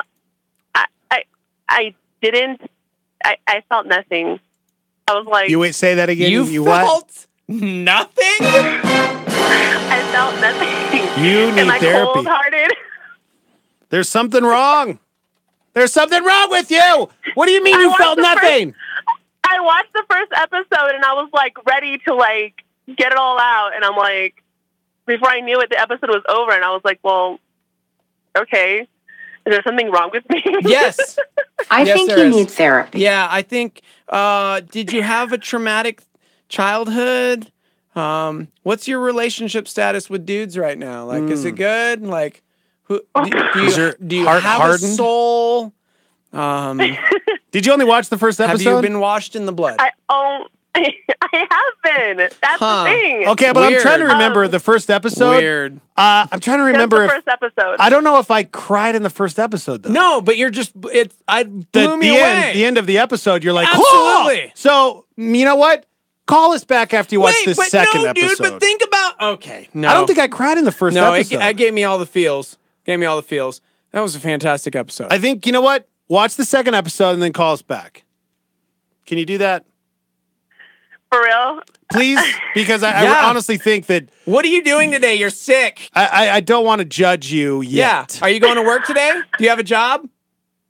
I do have a job, and no, I'm off today. Okay, you're off today. Cool. Hang up. Go watch the second episode. Yep. Find a heart and call us back. Yeah, in about an hour, you're going to call us back, okay? We look forward to hearing from you. Okay, bye. No, Okay, thank you for bye. calling, Grinch. Okay, all right. That's crazy. But you know what? If she doesn't cry in the second episode, then we can mock and say that she No, we needs can't help. mock her. Felicia says I didn't cry either. I think it builds, man. I think you have to get to know the characters. I don't think I cried in the first episode. Yeah, I don't think I did either. You know, it just But that it was turn at it the was end. still moving, and it was like, yes, Yeah. this is gonna be a good show. Oh, yeah. I'm watching this one. Okay, you got me. Hook, line, and sinker. Yeah, yeah. All right. All right, are we moving on? Yeah, moving on. Somebody said, I will say, Brent said, I love all the Marvel movies, although there are a few subpar ones. So I agree with you, Steve-O. Black Panther was excellent, but I'm not sure if it was the best movie ever. The best. I will say that Black Panther was the first movie I left thinking, not about all the other Marvel movies, but about how I could be a better pastor, husband, and father. That's awesome. Mm-hmm. So, yeah. All right. See, I agree. It's a fantastic film. It really is. I just don't think people can proclaim it the greatest, Marvel film of all time. Looper chimed in and said, I've heard some say that Black Panther was the greatest thing to happen for Black America. Really? MLK, anyone? Yeah, so there's some things that I think it was a fantastic film. Fantastic film. Okay. Moving on. Done? Yeah. Moving on? Sure. Speaking of America. Guys, the NBA All-Star Game went down last night. I got to say, I've been pretty disappointed in the All-Star Games forever because they're usually stupid and they don't really play. They've changed. They did the whole Team Steph and Team LeBron. Oh, I know. And it's a complete, man, it was like watching a regular NBA game. It was awesome. It felt like NBA Jam. I mean, there was some pretty cool, like, That was a very high-scoring game. Well, it always is. But they actually played defense. They did. Which was I cool. did enjoy it. With that said, Fergie sang the national anthem at the NBA All-Star Game last night. And so maybe you didn't hear this yet. So we won't judge just yet. Oh, say, can you see by the dawn's early light what so proud? I mean, she sounds good. Yeah, definitely different. I like the jazzy, twilight's last gleaming. All right. Good enunciation so far. And bright stars cool. Through the perilous fight o'er the ramparts we watched. All right. Don't forget to tip your We're so gallantly It's a tough song. Woo! In the rocket's red glare, the bombs bursting in air. Go, Fergie! Gave proof through the night that our flag was still there. Oh, say, does that star-spangled banner yet wave? That was my favorite moment last night. For the People are laughing. land of the free. Oh, she nailed that part. And the home of the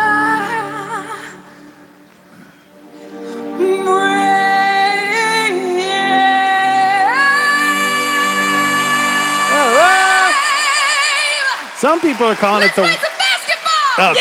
Yeah. Let's play ball. Wrong. No. There's baseball. Some people are calling it the worst national anthem ever. See? Listen, America. Shut up. Shut up. One guy said, Black quote, Panther isn't the best movie you've ever seen in your entire life, and that's not the worst rendition of the national anthem you've ever heard. One guy said, quote, Fergie owes us all an apology. It wasn't the best. She tried to go for something jazzy and different and try and be cool, and there were some definite missteps. But I mean, does no one remember Roseanne Barr being terrible? That and was then, like, pretty close to spitting at our flag and being disrespectful. She tried. It wasn't great. Yeah. It was weird because she was like Marilyn Monroe, like sexy time, and it was like, what are you doing? Ugh. Okay. Well, online reactions were even more brutal. One person accused her of trying to go full Amy Winehouse with the song. Another thought she was reaching for a Marvin Gaye moment. Not everyone hated it, though. You need to choose like where you pause better. What did you just say? Another thought she was reaching for a Marvin Gaye moment. Yes, there we go. A Marvin Gaye. Yeah, moment? your inflection was like Marvin Gaye I'm sorry. moment.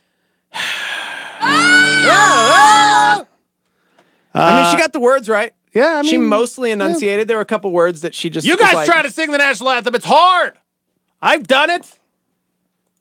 We're like at this weird place where everything is either the greatest thing we've ever seen or heard, or it's like a travesty upon our society and it should burn in the depths of hell. Yeah.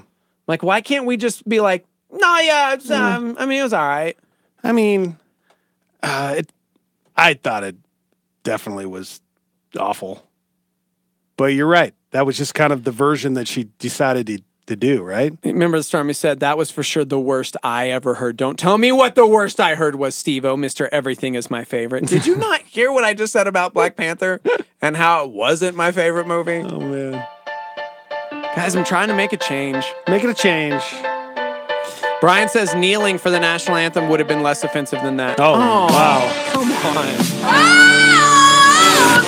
No, you know what? I don't like that, and here's why. We get mad at that and protest at people kneeling for the national anthem because we think it's a sign of disrespect, but then here we are, like, hating on that girl who was trying. She was actually, like, trying to honor America. Maybe she failed. Maybe it wasn't the best rendition.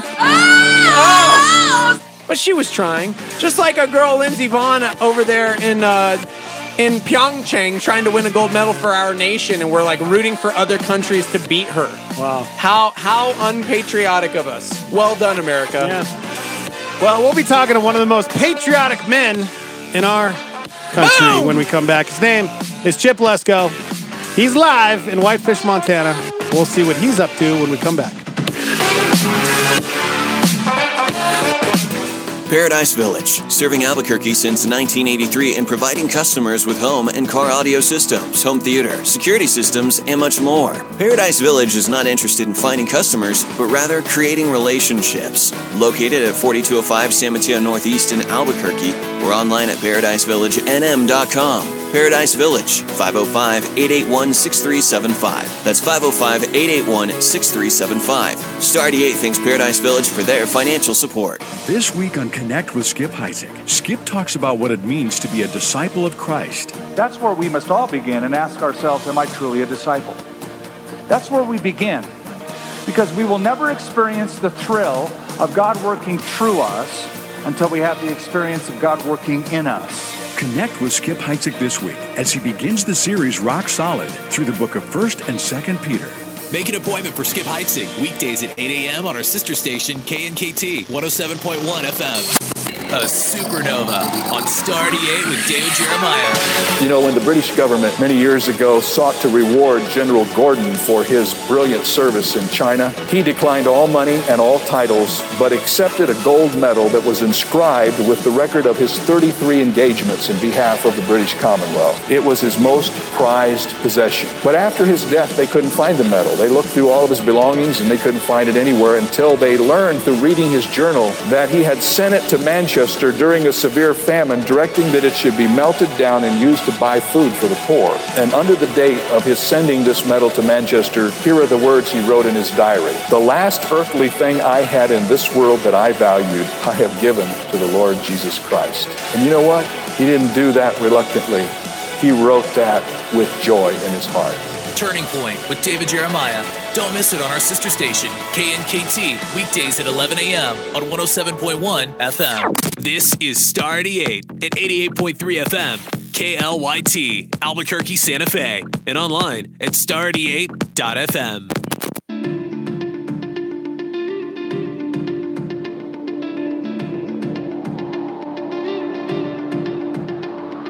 You've got a way of finding peace in being incomplete.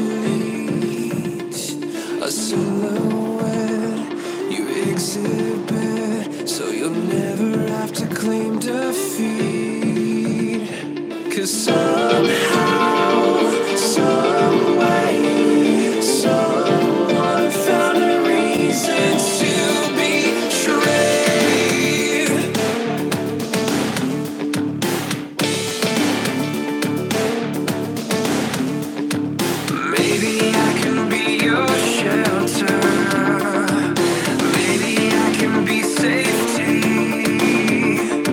Silhouette, you'd exist.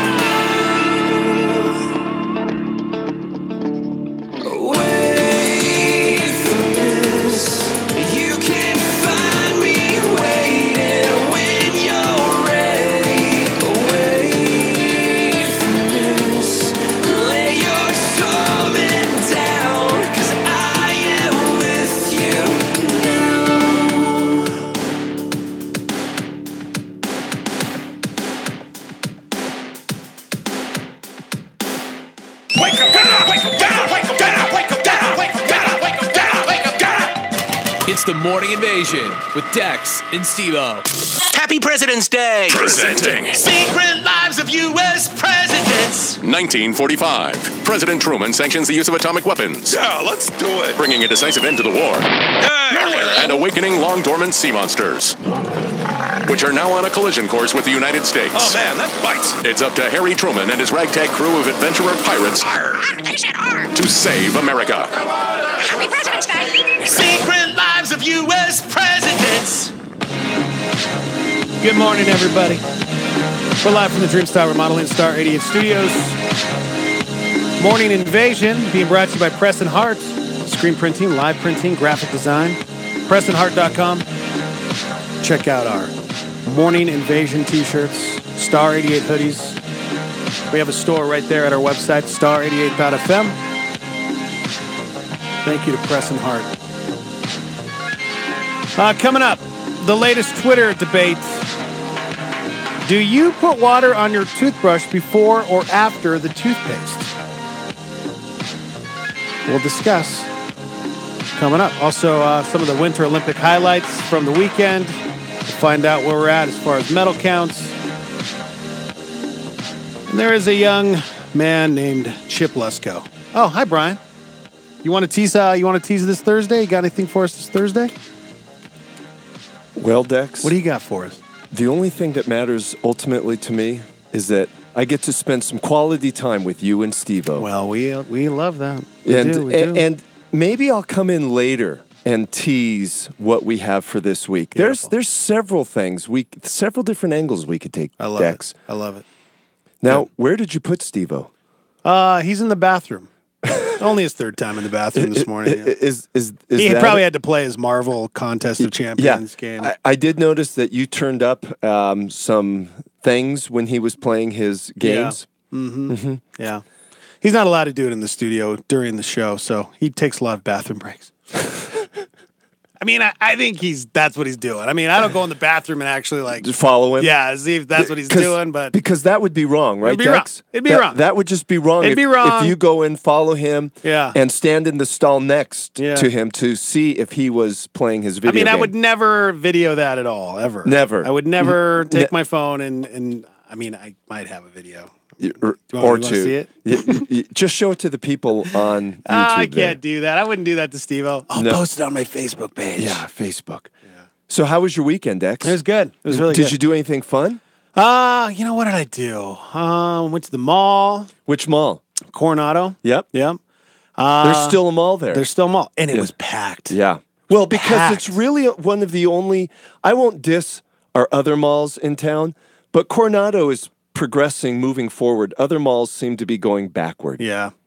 No, that's true. And it was President's Day weekend, so True. usually there's sales. True. So I'm pretty sure that's why. Did you buy anything at the mall? No, I just window shopped. Yep. Just looked and said, "Oh, that's nice. If I had money, I'd buy that and that and that." Yeah. No. Yeah. That's about it, really. I just hung out and really just relaxed. It was a good weekend. How about you? Yeah. Well, I did my normal stuff. I painted on Friday morning. Yeah. But I didn't do any major cultural things this weekend. Just pretty much hung out with Melanie, my wife, and Kaylin, my son. So it was relaxing. And then, of course, here at church yesterday, last Wednesday, I was able to teach for Skip. Taught on Jeremiah 29. So that was pretty fun. So it was a productive weekend. Good. Yeah. Well, I'm excited for Thursday. 3 Degrees to New Mexico with Brian Nixon. Every Thursday at 7. Thursday. Little plug. Appreciate you, man. See you, Dex. Can't wait to see you. All right. Hey, Steve-O. Steve-O, since you were in the bathroom and we talked about it for at least 10 minutes, Dex called me in this morning, and I'm your new replacement. Yeah, I'm sorry. Ladies and gentlemen, Steve-O Jeter. Okay. Steve-O Jeter, everybody. Bye, Brian. It's good to be here. Okay. We got to call somebody.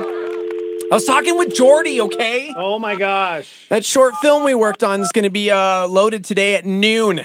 So 50 Shades of Jeter? Shut up! It's the name of it, As soon as the isn't it? show's over, you can go watch it with me. Yeah. It's done, you jerk. Hey. Hey! Hey, who's this? Okay. Buddy. You're live on the air. It's No the White cussing. No cussing. You're live. No, I'm the White Panther. Come on. What did you just say? Did you go see it? That is ignorant Yeah, and racist. I did. Okay, what did you think? Man, Levi and I saw it last night, and it was amazing. See? It was amazing. I mean, no wonder you watch the credits. There are like 1,000 people in the Yeah. credits. No, for real. Yeah. So And I checked the production budget. It was $200 million. Yep. That's not even. I mean, that's the production budget. Yeah. No, that's not even the advertising. I mean, it better be good. Yeah. You throw that kind of cash down. Yeah, and the cast was brilliant. No, it's a movie for the ages, and it had so many layers to it. I'm still kind of working through it. I mean, so many commentary things you can think about and debate, But it was a grand movie. It really was. I agree. I thought it was excellent. I thought of you, Steve-O. I thought of you. Nice. You've probably seen it 4 times. I knew it. will He say hated this. it, Chip. I didn't He hate it. hated Gosh. Okay, here's the No. thing. Welcome to 2018, where you're not allowed to have an opinion. I didn't hate it, but here's what I would say. If people walked out of there proclaiming it like the greatest superhero film of all time, and I didn't agree with that aspect. I said I loved the acting, I loved the score, I loved everything about the film. Yeah. However, I didn't think it was the greatest movie I'd ever seen in my entire life. But apparently when I say that, I'm racist now because you're not allowed to have any... It had its missteps. It had its flaws. I thought it was a very well-developed villain. I thought that was probably the best part of the movie, actually, was the villain because his character... But I never felt for him. There were so many people that were like rooting for the bad guy. And I'm like, no, dude. One tragedy in your childhood does not allow you to go on a murder spree and become the worst version of yourself. Right. So, well, first of all, number one, Passion of the Christ is the best movie ever, and that's the only thing you're allowed to think. But after that, that's the greatest superhero movie. That's right. This was the deepest superhero movie I've ever seen. Yeah, I mean, more I'll give you layers that. to it, no question about that. Yeah. So, and there were some great lines. I mean, the vegetarian line just took me apart. Yep. Yeah. It was very well done. It was very, very well done. So, well, no doubt. Chip Lesko is in Whitefish, Montana, where I believe there's how many inches of snow? We can't count them. We're counting in feet. We're not counting in inches at this point. How many feet? I mean, Dex, I mean, we got slammed here. And, I know the Southern Rockies are having their issues with snow, but we were up on Whitefish snowboarding on Friday, and it was just glorious. I mean, just powder. When you're on the chairlift and you get off and you've got like an inch of powder on your lap, you're in for a good day. Yeah, one of those days. Yeah, so it was terrific. How cold is it right now? It is. That it has to be like the 20s to snow, and then it just dropped down. They were running things last night about a severe weather alert. It's in the wind chill is like minus 15. If you're out for 10, the cows are being plugged in everywhere in Montana right now. That's death for a New Mexican. Yeah. That's what it is. Yeah, right. Oh, yeah. So anyhow, good snow in Whitefish Mountain, and it's an amazing time. But I wanted to talk about some things, Steve. But things move so fast in our world there at Star 88 that we don't always get a chance to reflect and look back. And I just want to thank our audience for their support in 2017 and in the past. It was a great year. We locked it up, and we're loaded for bear for 2018. Yeah. But especially the people coming alongside during Star Week, and then Compassion was just out of control, and we kind of blew the doors off on what they expected from us. Yeah. I had a chance, guys, to go up last week to Colorado Springs and the week before and go to the headquarters and drill down a little bit on the people we're helping there on the Burma or Myanmar, Thailand border. And what their lifestyle is really like, and saw some pictures and met with some people at Compassion. And while we're doing the right thing, I mean, I'm just looking forward to being able to help more people in that village. Yeah, absolutely. I got my first picture this week from my child that I sponsored. Did you? Yeah, a little letter and a picture, and I love everything they do. That was probably my favorite partnership we've had in a pretty considerable amount of time, and so vitally important to getting not only food and shelter and everything that we're doing for them physically, but most importantly, obviously, the spiritual aspect of doing it in the name of Jesus, so that they know that they are cherished. They are absolutely cherished. And so, yeah, man, I love it. Well, this is a shout out to those who are sponsoring children and those who do support the station. And Compassion is doing an astounding job worldwide. Yeah. And we want to partner even more strongly in the coming months and years. So there's that. Yeah, man. Thank you to our friends. And then we wanted to announce a couple things. Two things we'll announce, and one more we'll kind of tease. And that, first of all, we're talking about Harvest America coming up again in June. And again, one of the largest evangelical events in American history each year. This time again at Dallas AT&T Stadium, and we'll be there. Yeah, we'll be at Dallas Stadium. Yeah. Oh, that's right.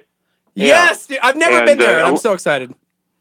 Well, I want to play some touch football up there. That's my goal. I just want to stand on the star. Am I going to get thrown out if I try and stand on the star, just like right at the 50-yard line? Just like I just want to be here. You'll be tackled by probably, Steve-O. That's true. Probably. That'd be worth it. That would be worth it. That would be. Of course, it'll be a great message. It's Skillet, the usual suspects, Crowder and Chris Tomlin, Phil Wickham. And then the big thing is, of course, the gospel going out through just amazing platforms and channels. And so the kind of challenge to our audience is this, to, of course, begin praying. We're producing a 2-hour pre-game show, if you will, for Harvest. It'll be on satellite all over the world. Who's going to be on that show? Okay. Who's going to be doing that? Yeah. You have to behave yourself, Steve-O. Yeah. Good behavior. Somehow, because we were there last year, somebody didn't get the memo that we should not be there, and decided to up the game and give us the official pre-show. That's right, everybody. The 2 hours leading up to Harvest America. Us, guys. We're gonna be on everywhere in the world, just equally offending everyone and comparing God them. has a sense of humor. See, here's why Greg Laurie chose us. He really wanted to showcase the fact that we are, like the dark and the light, and how there's like the sin nature, but then how like the Spirit of God can transform your life. So we're the BC, we're like the before Christ days, and then he gets up there, and then everything else is like, AD. So I was thinking I'm more light, you're dark. Oh, no. You're here with me. So the company you keep and all that. Well, I'll have the 7-second delay button, Steve-O, so remember you need at least that. 40. All right. You need at least 40. That's what I got. Honestly, I'm so very, very excited. When I heard that, I was stunned and very thankful, and just reminded that God uses absolutely foolish people like us to be a part of his kingdom and grow it. So I'm still like dumbfounded by that. It's amazing. So. Yes, we want to encourage listeners, of course, to pray, but to consider having a house party, Steve-O. Harvest feeds the event, through their website, and they can go to Harvest America and see that. But you can host a house party, invite your neighbors. It's going to be high quality, the best Christian music against Switchfoot, Chris, and Crowder. So you really can't go wrong with that. And always just a sizzling message from Pastor Greg. Yeah, man. So that's going to be incredible. Perfect time. Love it. Yeah, and that is June 10th, a Sunday afternoon, June 10th, from Dallas Stadium. Let me check my schedule real quick and make sure I can go. You're there, bro. You're there. My schedule looks like it might be open. Okay. Yeah, you're there. I'm good. Yeah, I can't believe, dude, Switchfoot. It's Switchfoot. Switchfoot, Crowder, Phil Wickham, Tomlin. This is going to be huge. Huge. Anyways, all right. Yeah, and you'll be talking to them all. It'll be a great time, Steve-O and Dex. Good. Heck yeah. Yeah. Well, so then we want to tease. We have a major, and this will be my last thing, I guess, for time's getting short here. A major announcement coming up, and we're just going to say it's major. It's major. Come on. And that's all I can say. No, that's it. Come on. Is it? I mean, do we know what you're talking about? I don't even know what I'm talking about. No. If it's what I'm thinking, it's probably the most major one we've had in a very, very, very long time. It's in at least a couple of years, shall we say? But like they say, always leave them wanting more. That's so right. I'll do that now. Okay. Yep. I love it. All right, boss man. Be safe out there. Triple go, everybody. Right. There you go. See you, man. Bye. Listen, friends, now that he's not on the line and I can't get fired because he's thousands of miles away and isn't listening. Just say it, bro. Just say it. Just say it. I would be fired in a heartbeat. But here's the thing. I usually joke and tease and say things that I shouldn't because I'm me. And this time I absolutely have to respect it because I probably would be fired. It's the biggest announcement announcement we've had in years. I'm pretty excited. I don't even know what you're talking about. You don't. As the program director, I get called into all of the important meetings that have to do with I know exactly what the future of Star 88 FM. And yeah. Guys, we get to shut up. Stop. Be a part of Harvest America at Yeah, I Dallas know. Stadium this I'm year. so stoked for that. They invited us back. Okay, can I be completely honest for a split second? When he at first said it was it was Skillet, I was like, "You'll go." I want to go back and watch my face. Oh, so Skillet isn't on there? No, Switchfoot. Okay, that's why I reiterated Switchfoot like 3 times. Switchfoot, who announced that broke they up. kind of they're not doing shows. Huh. So that's a really, really big deal. Chris Tomlin, Switchfoot, Crowder, and Phil Wickham. Oof. Dallas Stadium. Monster lineup. And you and I somehow, some way are their pre-show. We're the pre-show, guys. We're the pre-show. Oh, in all honesty, please pray for us because we are the official pre-show this year of Harvest America. So the 2 hours leading up to it, we're going to be simulcasting all over the world. Last year there were almost 10,000 churches and radio stations and and I television think only stations. I think 50 stations dropped us about 5 minutes into the broadcast because of things that Steve-O said. So we'll see if we can break that record this year. Yeah. Yeah. That's really cool. Mm-hmm. Really stoked. Somebody said, okay, wait, bigger than Toby Mac announcement? Bigger than Toby Mac. Bigger than the Mac? Somebody said, changing the station name again? I guessed it. Oh. That's not it at all either. Could have something to do with the format and programming and stuff and whatnot. Really? I'm going to be fired. I got to go. I got to leave. I got to go. I got to leave. Can't say anything else.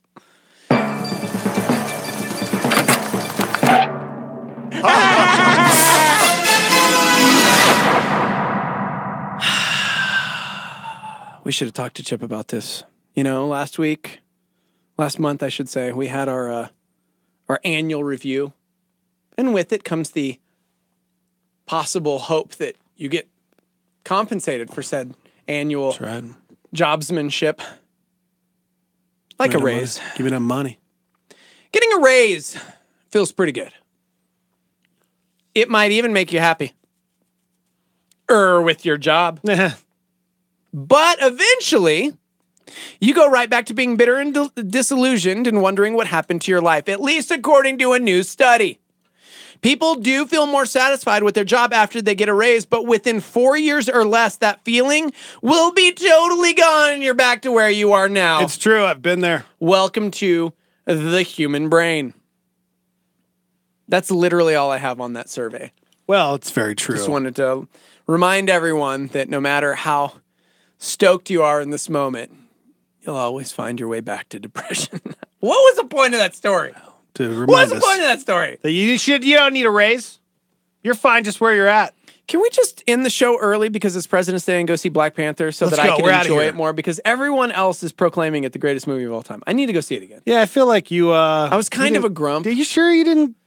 I don't think you went and watched it. I had a pretty bad weekend. Are you sure you didn't see 50 So Shades that of probably Jeter? okay.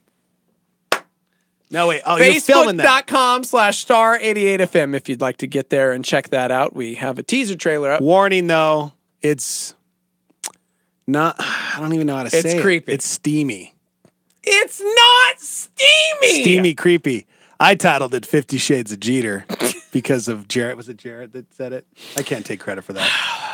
But yeah, there's a part in the trailer that it's There was like 6 people in the room when we were filming that moment, and it was like, you're laying in bed, you're this, you're that. And I said, oh, okay, cool. And then I started taking my clothes off, and they're like, what are you doing? And I'm like, you said I was laying in bed. I sleep nude. I'm just kidding. Oh my gosh. Let me read some of the comments that people said on. No, stop it. All right, this is what I got, because I posted on my Facebook page, Dex Toth.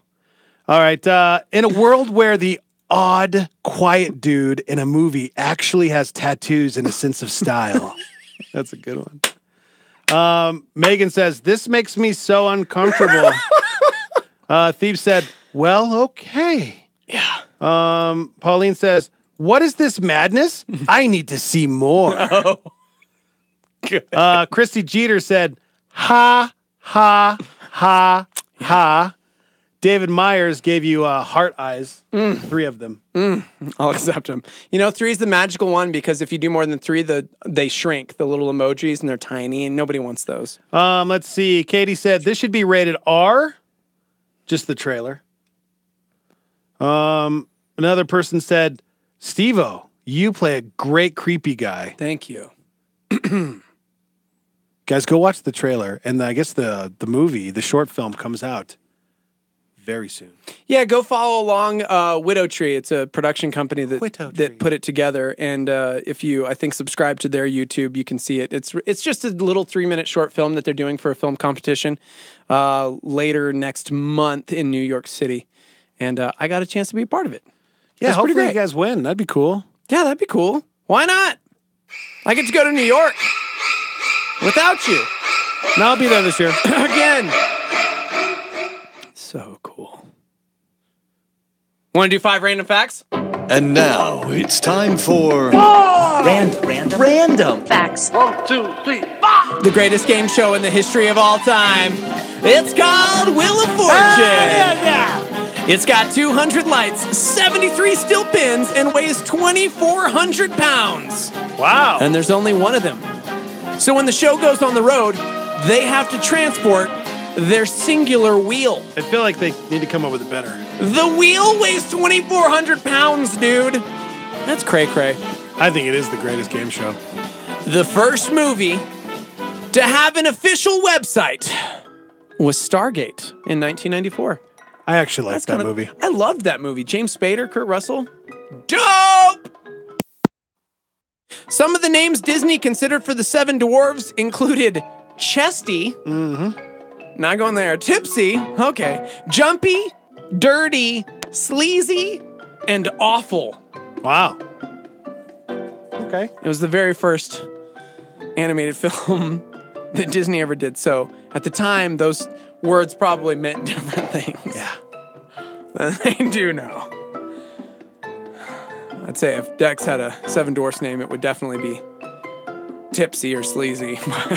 Wow. You'd think Disneyland Yours would definitely be Chesty and Awful and Sleazy and Dirty. Thank you. 50 Shades of Jeter. That almost didn't come out right.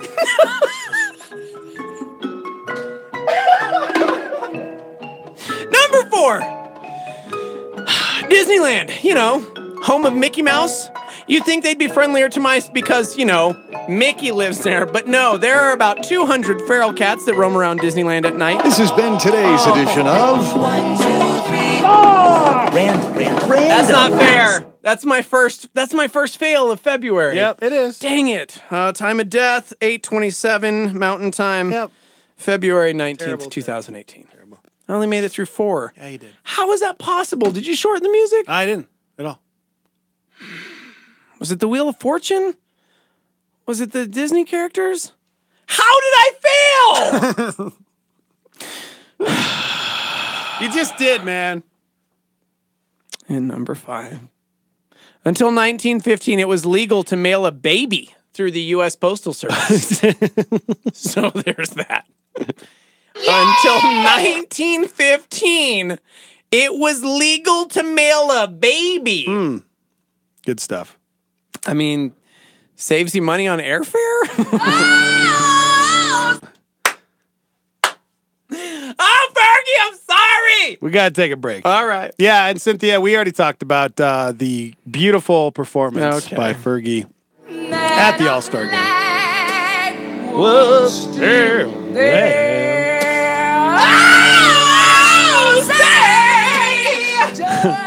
We got to take a break. I'm doing it next time. We are live from the Dreamstar Remodeling Star 88 Studios. Hang on.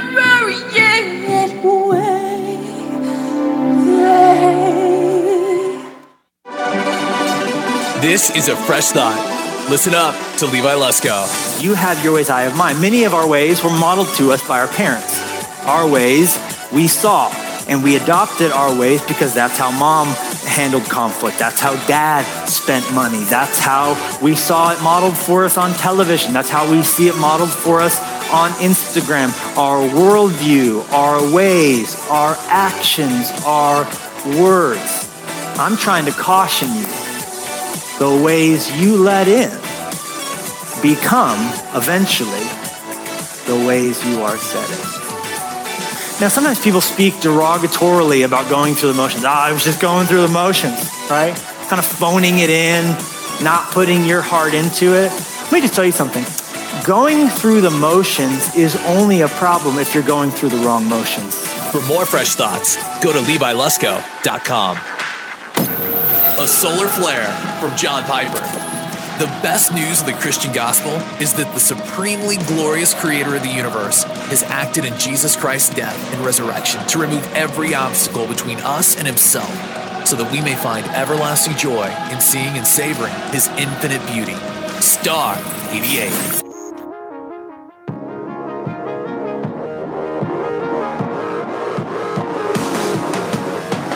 Every day another battle rages for my heart. A bullseye on my back, the devil plays his card. We play for keeps. Every scar is a little dance. Every pain, every bad romance, I won't let it get me down.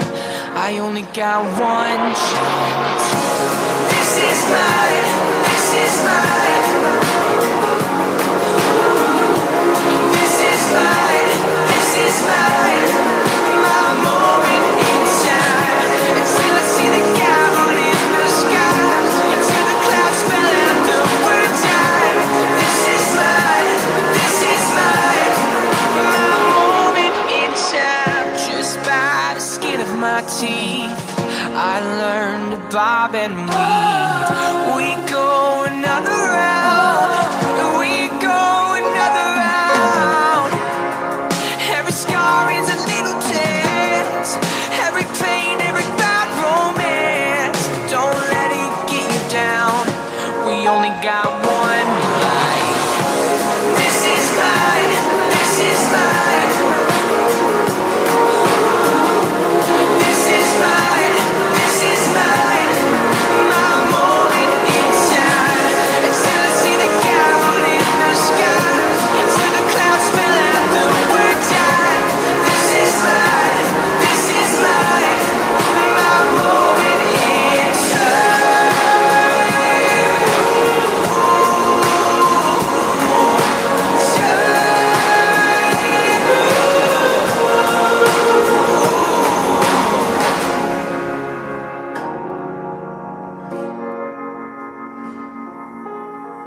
These bones you're never gonna break. These bones you're never gonna break. These bones you're never gonna break. These bones you're never gonna break. This is mine, my moment in time. This is mine, this is mine. This is mine, this is mine. My moment in time. If the sun breaks and falls apart, we can build castles in the dark. This is mine, my moment in time.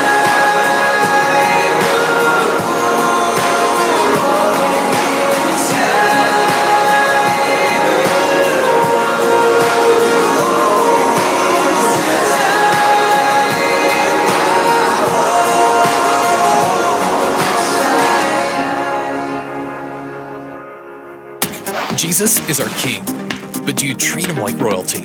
Here's Tim Keller on a Star 88 PowerPoint. God says, here's all these kings around, but there's a king above the kings. There's a king behind all the kings. There's my king, the true king that I have installed. One of the things that's so incredibly interesting about the literature of the human race is how many in ancient legends in all of our cultures kind of go like this. There was a great king who ruled with wisdom and power and justice and compassion all at once. And therefore, when the king was there, the land experienced a golden age, and everyone blossomed, and we all reached our potential. The land blossomed, the arts blossomed, relationships blossomed, civilization blossomed. But something has taken the king away. and everything has deteriorated, everything has fallen into decay. But we look for the day in which the king will come back. That's the PowerPoint with Tim Keller on Star 88. What's going on in the news today? Some agreement between President Trump and the top Democrat on the House Intelligence Committee. In a tweet, the president said, quote, finally, little Adam Schiff, the leaking monster of no control, is now blaming the Obama administration for Russian meddling in the 2016 election. He is finally right about something. In southern Mexico, a military helicopter carrying officials assessing the damage from the Friday earthquake has crashed. A sold-out crowd at NASCAR's Daytona 500. John Kelly announcing new security clearance processes at the White House. Lawyers for a New Hampshire woman are up against the state lottery. They want to keep the winner of a mega Powerball jackpot private. The Swiss are outlawing live lobster boils. The crash of an Iranian passenger plane. Pope Francis is reactivating a commission that investigates sex abuse by priests. John Henry Kruger winning the 1,000-meter short track speed skating event silver. A Russian athlete has tested positive for a banned substance. A poison gas attack in Syria carried out by Turkey. Hi, welcome to the show. Yo. Live from the Dreamstar Remodeled at Star 88 Studios. You guys can text into the show at 505-585-LIVE. Not only can you text the live line, you guys can always call the live line and leave voicemails for us. Say whatever you want. I just wanted to say what a beautiful, inspirational morning invasion has been to me. And specifically, I wanted to give a shout out to Steve-O Jeter. Steve-O, I think you're such a wonderful father, and your hands and feet for your children. And I got to tell you, your story really touched me about how you got a tattoo for Brody on the back of your leg. That Voltron tattoo? Oh, that was... What? You didn't do it? What a jerk. Oh, awesome. Wow. Yes, it is true. There is no Voltron tattoo. You know what the funny thing is? Just this weekend, he asked me if I was getting a Voltron tattoo for him. Kid's gonna have daddy issues, man. I don't like Voltron! You know what? It's not about you, Steve. Oddly enough, coming up this Thursday, Erickson, my tattoo artist and very dear friend, will be on the show. 7 o'clock hour with B-Nix for 3 Degrees. Nice. Yeah. And then after the show's over, we're going to go to the shop. I have to kind of figure out what I'm... Voltron? Brody really... Yeah, he keeps... Just get it. I'm like, what about Transformers, though? You love Transformers. Ooh, what about Black Panther? Talk him into Black Panther. I would have to talk him into that. But that'd be cool. Would you be down with the Black Panther tattoo? Okay. What? No. No, why? Because that's the thing, is it changes every That's 10 racist. minutes. 10 minutes. He's like, yeah, I want you to get this. No, I want you. But he's actually stuck with Voltron for a very long time. You need to sit him down and just say, listen, how old were Luke and Jack when you did the tattoos on your hands? About this age. Oh. And they picked the colors and they picked where. And why don't you just say, listen, I was but they a dumb picked my fingers, and Brody's like, I want it on your back, like right here. And I'm like, not getting a Voltron tattoo on my lower back, son. Yeah, we know what about that's my called. ribs? I said, what if I got it like over here? I don't know. Just get a little Voltron tattoo. I had him totally down with Optimus Prime for about 5 minutes because he loves Transformers. Wow. But then he moved on to Power Rangers. And I'm like, I'm not getting a Power Rangers tattoo. What would you rather have, a Power Ranger or Voltron? He said he loved Iron Man just now. So maybe I can talk him into like a Hulk bust. That's his favorite character. Okay. If you actually remove him from seeing a movie, his favorite has always been Big Iron Man, as he calls him, which is Hulkbuster, which would still be weird. But I mean, yeah. None of this Or you can screams just Brody. be a good father and sit him down and explain to him that Listen, he this doesn't is always permanent. get what he wants. Because Luke and Jack literally got their names on your fingers. So I don't know why Brody gets special treatment and a full calf Voltron tattoo. I feel bad for Luke and Jack. Oh, okay. They got brought into the deal. Anyways, it's time. Everybody tune in tonight. Everybody Pyeongchang tonight. Cut that out. Okay. We added a few more medals at the Winter Olympics in South Korea over the weekend. But Norway took a commanding lead As of midnight last night, they had 26 medals. And the United States was in 6th place with 10, including 5 gold. We dropped, bro. We were in the top 5, yo. We dropped down to 6th. Here's a few highlights. American freestyle skier Nick Grupa took silver in men's slope style. He's the only other American in that one. Was Gus Kenworthy, who finished 12th. Speed skater John Henry Kruger also won silver in the men's 1,000 meters. And a brand new Olympic event premiered yesterday. Big air snowboarding is kind of like ski jumping, where they just have to land one big jump. You ever seen that one? Mm-mm. They try to go as far as possible, and they do tricks. It's been in the X Games since the late 90s. Word. The women's big air qualifiers happened yesterday, and the finals are later this week. The men get started tomorrow. Now, let's get down to business, because the doping has been an issue in the past. I'm talking about the Russians. I can't. No, you know what? I can believe this. I can totally believe this. It's just, come on, man. You got busted for doping? Your whole country gets busted for doping? You don't think they're going to check you for doping? That'd be like if you were in the UFC and you won a championship and then you got busted and then they were like, we're stripping you. And then you worked really hard and got all the way back and won your belt back, but then got busted for doping. Yeah. I just made that up off the top of my head. Okay. Yeah. All right. Just made that up off the top of There are reports that a medalist at the Winter Olympics failed a drug test. Well, unfortunately, that's not uncommon. And even less surprisingly, the guy is from Russia, which they've been accused of state-sponsored doping. But here's why it's surprising, is because the athlete is a curler. I'd like to go back to the beginning when the Olympics were starting and I mentioned curlers were athletes, and you were like, if there's one sport where you could just be overweight beer gut guy and not really need to like take steroids, it's definitely curling. So I feel a little vindicated for my words. Yeah, but why does it matter if this guy's doping? Because, man, you got like, you got to get that edge, brah. I guess. Yeah. Curling is the one Olympic sport that basically everybody thinks they can do. It doesn't require much athleticism.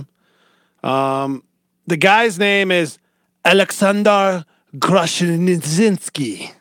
He just won a bronze medal for mixed doubles curling along with his wife. And the International Olympic Committee acknowledged the report, but they haven't commented on the case. Supposedly, he tested positive for meldonium. For what? Meldonium. It's a banned substance that increases blood flow and improves exercise capacity in athletes. Yeah. It's meldonium in Russia. It's meldonium. It's used primarily to treat heart and cardiovascular meldonium. diseases. Yes. I mean, da. It's unclear how it could possibly offer him a physical advantage in curling. Thank you very much. Okay. If this medal is stripped, then the 4th place finishers from Norway will be awarded the bronze. Yes. All right, well, I mean, I don't understand. It's Russian. That's in their water. You know? Everybody seems to dope over there. Russian, it's in the vodka. Yeah. They drink vodka. Meldonium. Meldonium? Meldonium. Meldonium. Meldonium. Meldonium. Look into my mouth. Meldonium. Meldonium. Meldonium. 평창. 평창. 평창. Okay. There you go. Yeah.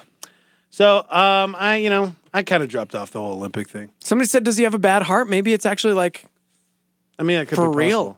Possible. Yeah. He's a curler. He's really high cholesterol. Yeah. You know? Does he have a cardiovascular disease? I mean, You guys are so judgy. Shannon said that curlers are the bowlers of the Olympics. I mean, it does. You know what? I'm not taking anything away from. I mean, They're in the it takes Olympics. skill. What are you guys doing? It takes skill to do that, I'm sure, but you don't need. If he's doping, whatever. It's not like it gives him an edge. That's the type of skill that you have. It is like bowling. You just have to be good at it. It's like shooting a basketball in a hoop. Yeah, but I think like arm strength, and you don't think anybody can do that. Oh, okay. It's on ice. Gosh, I wish we somehow had like a way that we could do curling. I would love to see you try. It's so much harder than you think. The only thing that's hard about it is it's on ice. And you know me, I won't step foot on ice. That's true. Never again. That's very true. So you'll never get me out there. Yeah. So there's your latest on the Olympics. Everybody tune in tonight. Everybody Pyeongchang tonight. Cut that out. Interesting Olympic facts.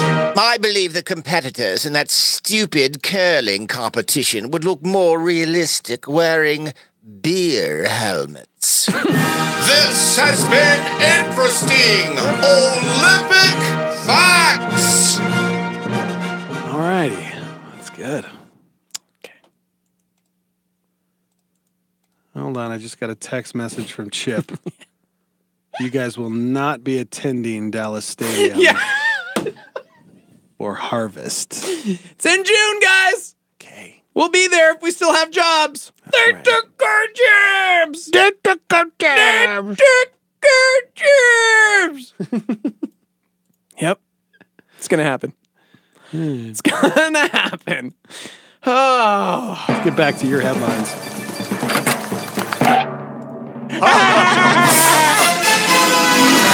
I think you need therapy. Okay. Shout out to the curling club in Albuquerque. No kidding? Yes. Is there a curling club?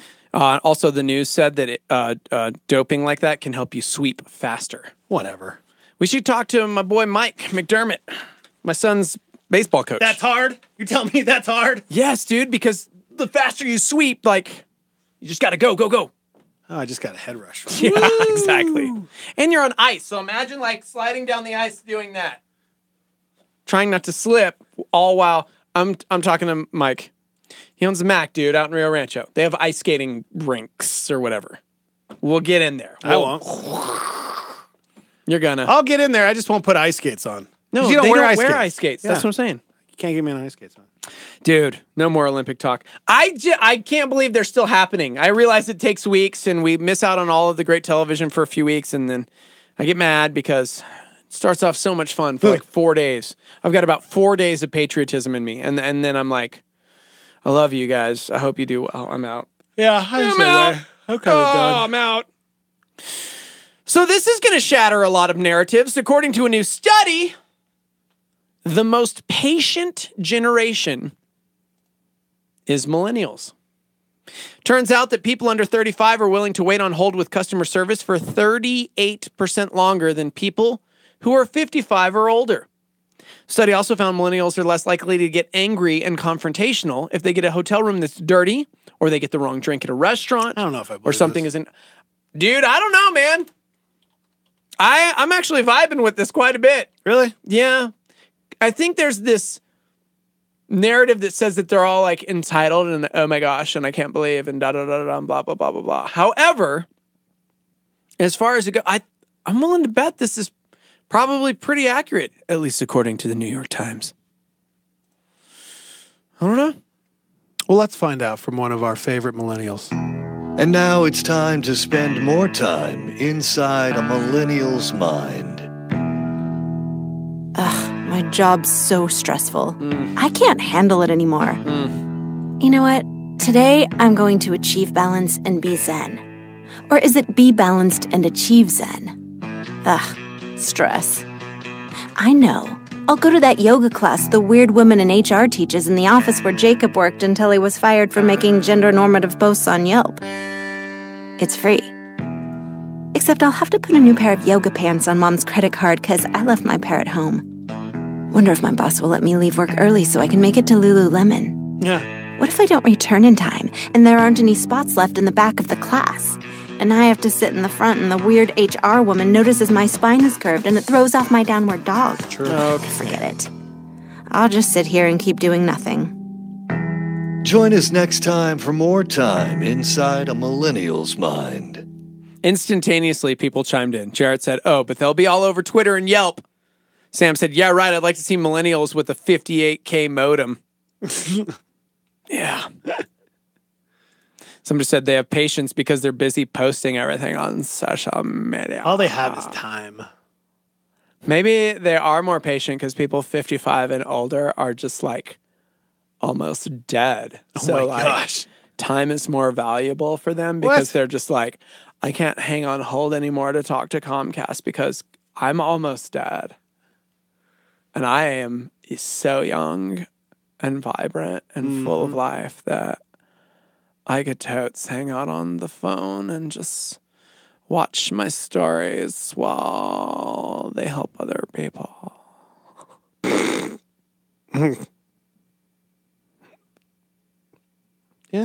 Moving on. See, I don't know.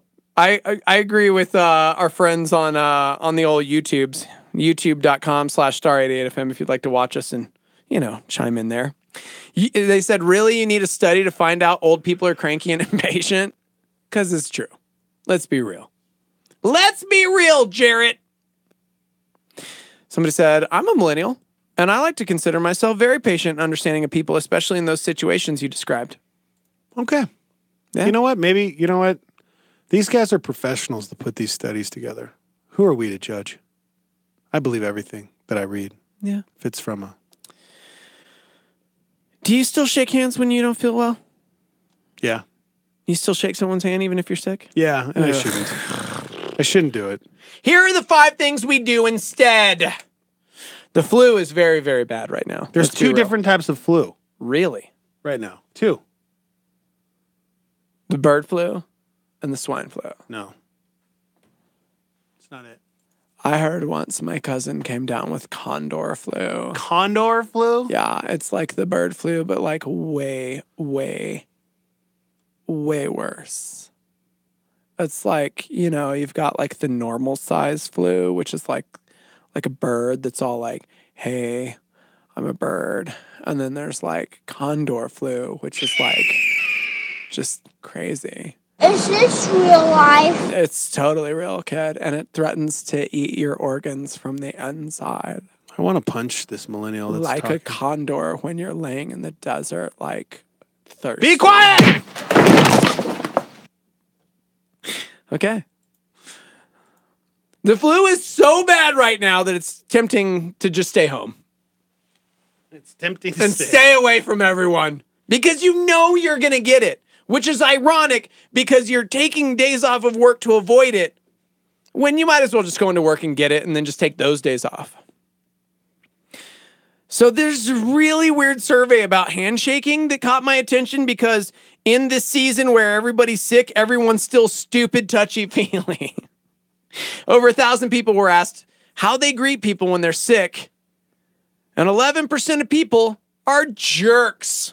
I'm sorry. They said, I just shake hands anyways, because I'm a jerk. For everyone else, here's the top 5 things that we do instead of shaking hands because we're considerate of other people and don't want everybody to die. Number 1, 51% of people said they wave hello instead of shaking hands. Hey! Hello. Hey, bro. Number 2 says they just avoid shaking hands altogether. What about the fist bump? Nicely done. Number 3 is the fist bump, which is interesting. Sorry, I'm sick, guys. Guest studies have found it's much safer than shaking hands. It's harder to pass on them germs from the outside of your hand. Number 4 is probably the weirdest one to me, but it's what I'm adopting from now on. The air kiss. Okay, that's weird because that's actually not what I guess, yeah, that's the air kiss. Okay, stop kissing it. Stop it. That's what I was thinking. Like the mwah, mwah. But you're basically blowing the flu at them. You just blew the flu at me. You flew a kiss. Flew a kiss. Okay. Number 5, which is kind of dope that this came out as number 5, but check it, bro. Number 5 on the list of things to do is to high five somebody. Right there, mi amigo. Yeah, but that'd be the same thing as shaking someone's hand. Exactly. That's why it's absolutely ridiculous. Number 5 is high-fiving them. A study in 2014 found it only transmits about half as many germs as shaking hands. So if you must touch someone, high-five them. I'm a little bummed out because my go-to isn't even on the list. What's your go-to? Bro. The elbow? When I'm not feeling well, boom, right there, dog. Elbow me. Yeah, but you're constantly sneezing into your elbow. Hit me with that weenus, bro. Bam. What if you're like this? And then you're like, whoa. So you use your other elbow. What if you did this? What if you did like a cool foot thing? Yeah, like, hey, what if we did the Wakanda thing? Wakanda Forever? How did they do it? Like this. Yeah, I know, but there was like a first part to it, wasn't there? No. It was like patty cake. Pretty sure it was like this. If they do that, I know they do that at the end, but I thought there was like this weird handshake first. Pop, pop, and then boom. I mean, there was, but I think that was just like, he's my homie. That'll make you more sicker because you got to touch. Okay, guys, that's what we're doing. During flu season, while everyone is sick, we're adopting the Wakanda Forever thing, where you just cross your arms and make an X and then double tap. Boop, boop. Wakanda. Can we do that all day, please? Yep. Like when DJ Bossman Dan comes in, we're just going to look at him and be like, yo, welcome. Glad you're here, bruh. Yeah.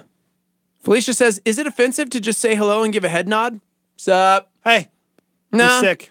I'd rather you do that than get me sick, bro. The good old head nod. I feel like you're going to get sick anyways. Yeah. Dude, Sam says the Kid and Play. Remember Kid and Play? Like do that double tap on that foot. What? I'm surprised you haven't gotten really sick yet. I haven't. You know why? Garlic. Y'all laugh at me about the garlic. Yeah, I've been taking garlic every day. You just swallow the cloves? Yeah, I mean. Or do you chew them up? No, there's like garlic pills. Oh, you take the garlic pills. It's like powderless or odorless, I mean. Odorless super garlic pills. Oh, wow. Shout out to my girl, Sarah. She's That's like, cool. bro, ain't nobody got time to get sick. I'm busy running an orchestra. The New Mexico Youth Symphony Orchestra. Got kids and germs everywhere. Take this garlic every day. And I'm like, that sounds dope. They're odorless, Brittany. Yeah. Odorless. Just want you guys to think of garlic when you watch the trailer for that movie that I'm a part of. Just staring up at the sky, thinking of garlic. Guys, it's super creepy. Ah! Wakanda Forever. You want to get creeped out? Go watch the trailer that I shared on my Facebook page. By the way, Sam says you don't have to talk at all when giving the head nod. No, that's rude. No, you got to acknowledge somebody better than just like the nod. Do you point your lips? Yo. Rick says we should all just chest bump. No, that's way too intimate. The chest bump? Intimate. Whatever, bro. It'd be like we were on the same NBA team. And starting at center, your 5'7" Montana boy. 5'7", I'm 5'10". Joey Toe. Really? Yeah, boom. Come on, bro. Bring it in. Bring it in. Come on. Come on. Okay. Wow. Go back there and see it. Okay. Well, you're very strong chested. Yeah. You just like knocked me into the wall. Boom! You got a lot of. You're just supposed to go up. You don't have to like. You were like ramming me. That was like. Ramming that was like me. you were like doing this like '90s like dance thing. You're just supposed to go up. Well, you weigh 100 pounds. I weigh 200. Never doing that again. Remember when I was 230? I weigh 200 now, guys. I'm gonna be like Steve-O Jeter in about 6 months.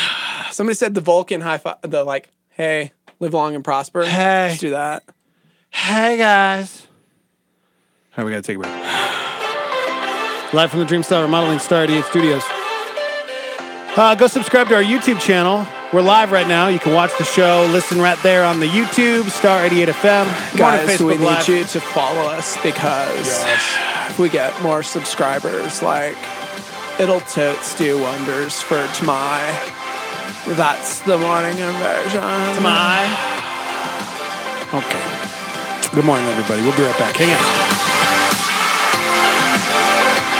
A Supernova on Star 88 with David Jeremiah. Imagine for a moment a mom or a dad who is seeing his or her child graduate from high school or college, or maybe they're getting married to a godly spouse, or watching their child do something that makes them filled with pride and they find that their eyes begin to water a little bit. If you say to that mom or that dad, you know what, do you remember all the sleepless nights you had with that child? Do you remember all the nights you waited up for them to come home? Do you remember when they were very little, all the dirty diapers you changed and the tens of thousands of dollars you poured into that child? This cost was so great, and you could have been doing so many things yourself if you hadn't had to invest so much money in those children. Then college came along and you had to put all the money into their college education, and if you were a godly mom or dad, you would have said it was worth every so-called sacrifice I made. Turning Point with David Jeremiah. Don't miss it on our sister station, KNKT, weekdays at 11 a.m. on 107.1 FM. Ever feel stuck in a rut? No matter how hard you try, nothing seems to change. Well, James McDonald wants you to break the cycle of defeat, so listen up. Love the sinner, hate the sin. That is the biggest pile of garbage that ever got shoveled into a Christian mouth. Love the sinner, hate the sin. Whoever told us that we were in charge of hating anybody's sin? Love the sinner, hate your own sin. And people who struggle with certain sins feel like they can't even bring them into church because Christians are told that part of their job is to hate other people's sin. How sick. God give us such a love for every single person that needs Jesus in this time of apostasy where the word is not preached and the word is not obeyed and perversion is tolerated. Nothing restores your soul quite like listening to God's still small voice. To discover how to hear him speak through his word, check out the helpful resources at jamesmcdonald.com. Listen Up is a production of Walk in the Word. This is KLYT, Albuquerque, Santa Fe, rebroadcast on KKCJ, Cannon Air Force Base, KPKJ, Mintmore, K201CC, Las Cruces, K203EZ, Alamogordo, K207CQ, Gallup, K211CW, Hobbs, K212EH, Silver City, K214DE, Antonito, K218AK, Artesia, K250AB, Roswell, K293AO, Alamosa, K228DQ, Portales, in the free app for iOS and Android, and online at star88.fm.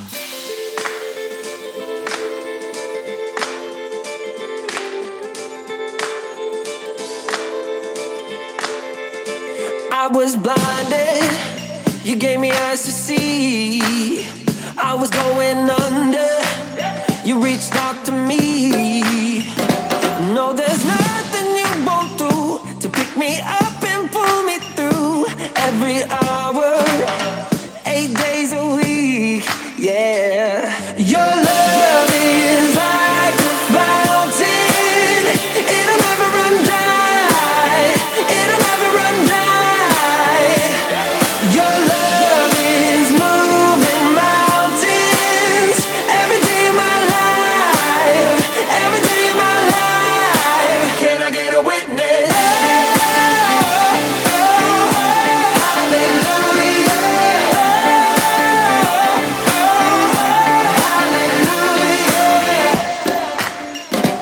We want glory, but can't measure up. We try money, but don't get enough. We fill our sky with fading lights, trying to guide us through the night. But you're the one thing that'll carry us, because your love is like a fountain, it'll never run dry, it'll never run dry.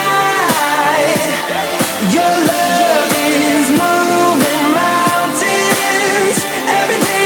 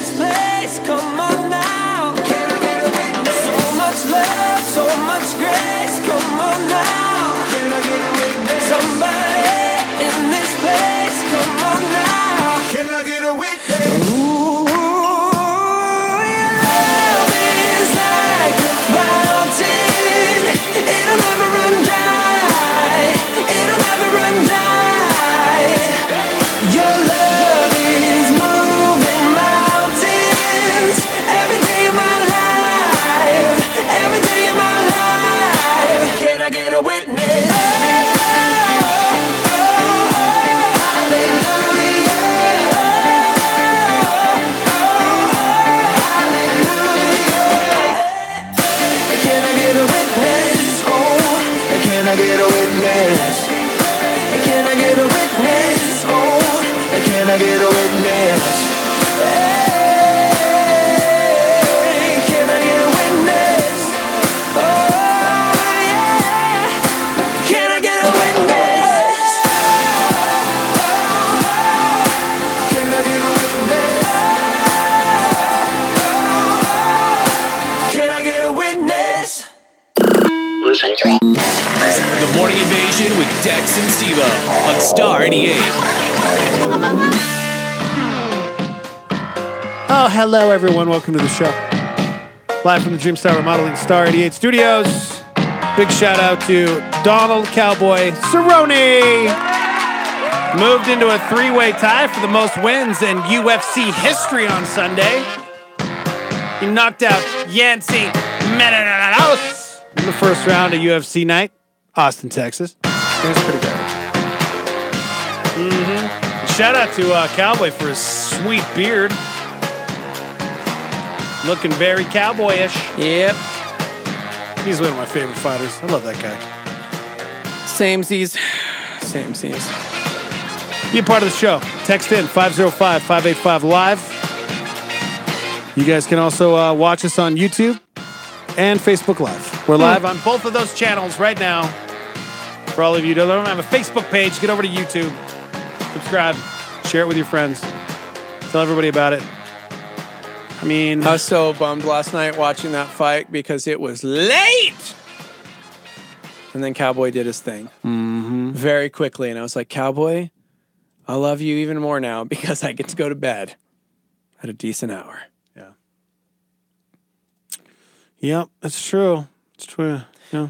I think one reason why I love the UFC so much is because of the camaraderie and the sportsmanship. Last night, well, first of all, at the weigh-ins, Cowboy was gifted with a Hawaiian cowboy hat as a sign of respect. He was like, hey, bro, here you go. And then like the second it was, cool. It was dope. And then the second the fight was over, Yancy leapt over the cage and hugged Cowboy's grandmother who was there watching. Aww. As like a sign of respect. That's cool. And they hugged and they like, I was like, dude, they were beating the tar out of each other. But at one point, Yancy slipped and Cowboy could have rushed in and taken him. And he started laughing and pulled back. Didn't want to win that way. Wow. And let him get back up because he just slipped on the mat. Jeez. It was a really great fight. And to me, it was one of those things where you watch it and it's a reminder that like some of these guys are just genuinely good dudes who believe in their sport and are incredible athletes and go out there and just embrace it. And it was cool. Yeah. It was really good. It was a cool little knockout. Yes, it was. Oh, man. He got him. Oh, God. He got him. Yeah, Cowboy's one of those fighters. He fights so much because they'll just call on him, last minute and be like, hey, you want to fight? Even though you just fought a month ago. Yeah, I'll do it. Anytime, anywhere, you just let me know. That's good, man. Mm-hmm. It's good stuff, bro. Shout out to Jackson's Gym here in Albuquerque. Yep. Training some of the best in the world. All right, let's talk about this little Twitter debate that's been going on. Uh-oh. Do you put water on your toothbrush before or after the toothpaste? Oh, man.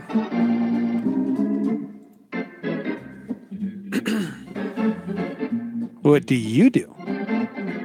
The obvious American thing. Before. Yeah, bro. Because it's like hard and so you rinse that bad boy off a little bit, water it, and then you put the toothpaste on. I do both. What?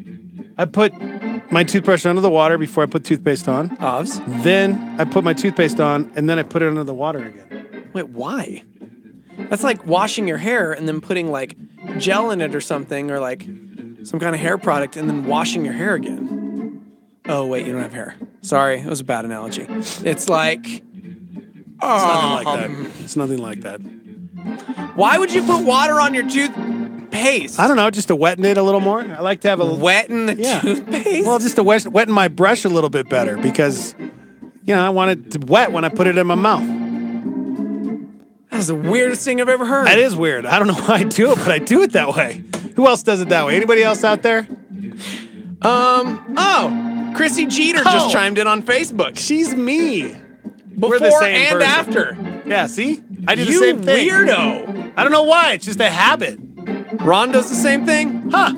Wow.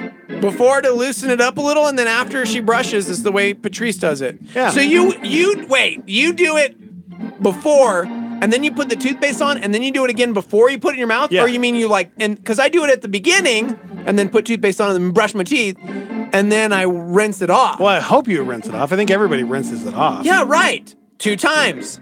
You do it 3? Yeah, it's not necessarily rinsing it off, though, the second time I do it. I guess it's a habit. I don't know. Maybe I just feel like you're getting a little more water on there. Oh my gosh, I know. Apparently, I'm the weird one because You're the weird literally everyone does this like you. Thank you. You are the weird one. I'm so glad I'm not weird, guys. So glad. Wait, how am I the odd one out? Because my way is the normal American way. Well, let's find out here. It seems like the more popular move is water, then toothpaste, but the people who do it the other way are arguing hard for their way. Okay, and then they go on to say there's a twist. In reality, the correct answer might be neither. Wait, what? According to Colgate, we don't really need to put water on our toothbrush at all. That's a holdover from the early days of toothpaste when it was much drier and you needed to mix it with water to use it. So yeah, which team are you on? Hashtag Team Sink, Team Shower, or Team Sink? I don't know why. What? Team Shower is Like showering it with water? Yeah, apparently. Okay. Just sink, bro. Yeah, just a quick little rinse, and then you put your toothpaste on, and then you go to town. There's no need for that excess water. Yeah, this guy tweeted, wet the toothbrush, put toothpaste on, wet that boy again, then brush. That's the law. No. That's how I do it. No, that is not the law, Judge Dredd. That is the opposite of the law. You do hot water, you toothpaste it, and then you brush your teeth. Not according to Henny. Hot water plus toothpaste plus cold water equals the procedure. You're the weird one. I don't understand life anymore. Are you a... I can't do it. What, do you have this a happen? medium, soft, or hard brush? Whatever the dentist gives me every 6 months. Really? What? Yeah, bro. I mean, I go to the dentist every 6 months. Huh. They give me a new toothbrush. I go, thanks, dog. I never use those. What? I always buy my own. This is why you're broke all the time. I like mediums. You buy stupid things. Oh, a toothbrush? Who buys a toothbrush? Oh my gosh. Your dentist gives you one for free. They're always soft. Look at my teeth. I use medium, bro. I use medium too. And they have got like the white, and then it's got the little blue bristles, and it's like, hey, bro, when it gets down to this point, you need to change that out. And I'm like, perfect. Or every 6 months. Soft toothbrush feels like feathers brushing my teeth. Well, then why do you put water on it? Because putting water on the toothpaste also makes it feel softer and weird. Well, I don't use a soft toothbrush. I use a medium. Hard is too hard. I don't like the hard. I feel like you're grinding your teeth at that point. And I feel like if you wet the brush, you put toothpaste on it, and then you wet it again, you're like rinsing off the toothpaste. I don't get it. You're not rinsing off the toothpaste. I've never had the toothpaste fall off my toothbrush by putting it back under the faucet. Thank you very much. You know, I said hot water and I'm wrong. It's definitely not hot. I just flip the sink on and whatever the temperature is at that point. Yeah, I don't really care if about it's the hot water. or cold, whatever. However, now there's a secondary debate going on because you said shower, and now people are taking it as like showering and brushing. And a lot I'm saying that they shower and brush their teeth at the same time. I'm disgusting. weirded out. That's gross. By the way, this article was on Bustle. Oh, That's where Claire Claire's. works. Yeah, there you go. Shout out to our girl Claire in Brooklyn. Yeah, I think now I've mentioned this before. Leaving your toothbrush in the bathroom is disgusting. Because as we know, when you flush the toilet, don't do this to me. You get Don't do poop this to me. and urine particles in the air. No. And those collect on your toothbrush. Okay. Scientists have actually tested toothbrushes in bathrooms and found poo-poo. But what if you've got the little area where you do your thing has a door that you close? Well, that might be different. Yeah, so mine's by my sink. Duh. Mine's by my sink. I keep my toothbrush and toothpaste in my room. Like a weirdo. No, man. Makes sense. I'm changing people's lives right now. I'm saving them. From poo-poo pee-pee particles? From poo-poo pee-pee particles. It's hard to say. Mm-hmm. Say that 5 times fast. Poo-poo pee-pee particles. Yeah. And also don't leave your toothbrush in the shower or brush in the shower. I think that's disgusting. Melissa says, you wet it once, then toothpaste. No need to rinse the toothpaste. My kids literally fight about this. Team Melissa. I love you. I don't get it. I don't understand why you got to wet it again. Because you want more water on it. I like more water on my toothbrush. No. I don't like it dry. Whenever I don't wet it and I just put toothpaste on it. You ever done that? Where you don't wet the toothbrush at all? No. It's weird. Yeah, of course it is. It's weird. Everybody does it your way. Before and after. Yep. I'm not the weird one. Clearly, you're a weirdo. See, somebody else is with me. I wet it first, just in case something landed on the toothbrush overnight. I don't wet it when the toothpaste is on there because that's risky. The water can knock the paste right off. It's never happened. I don't understand life anymore. When you put toothpaste on your brush, you apply it in a way that it's not going to fall off your brush. Come on, guys. Yep. I don't get it. More water, more bubbles, cleaner. Somebody says, Steve-O, you only change your toothbrush every 6 months. I change my toothbrush every other month, 3 months max, because germs, bruh. Yeah, germs! I don't know if I change mine every 6 months.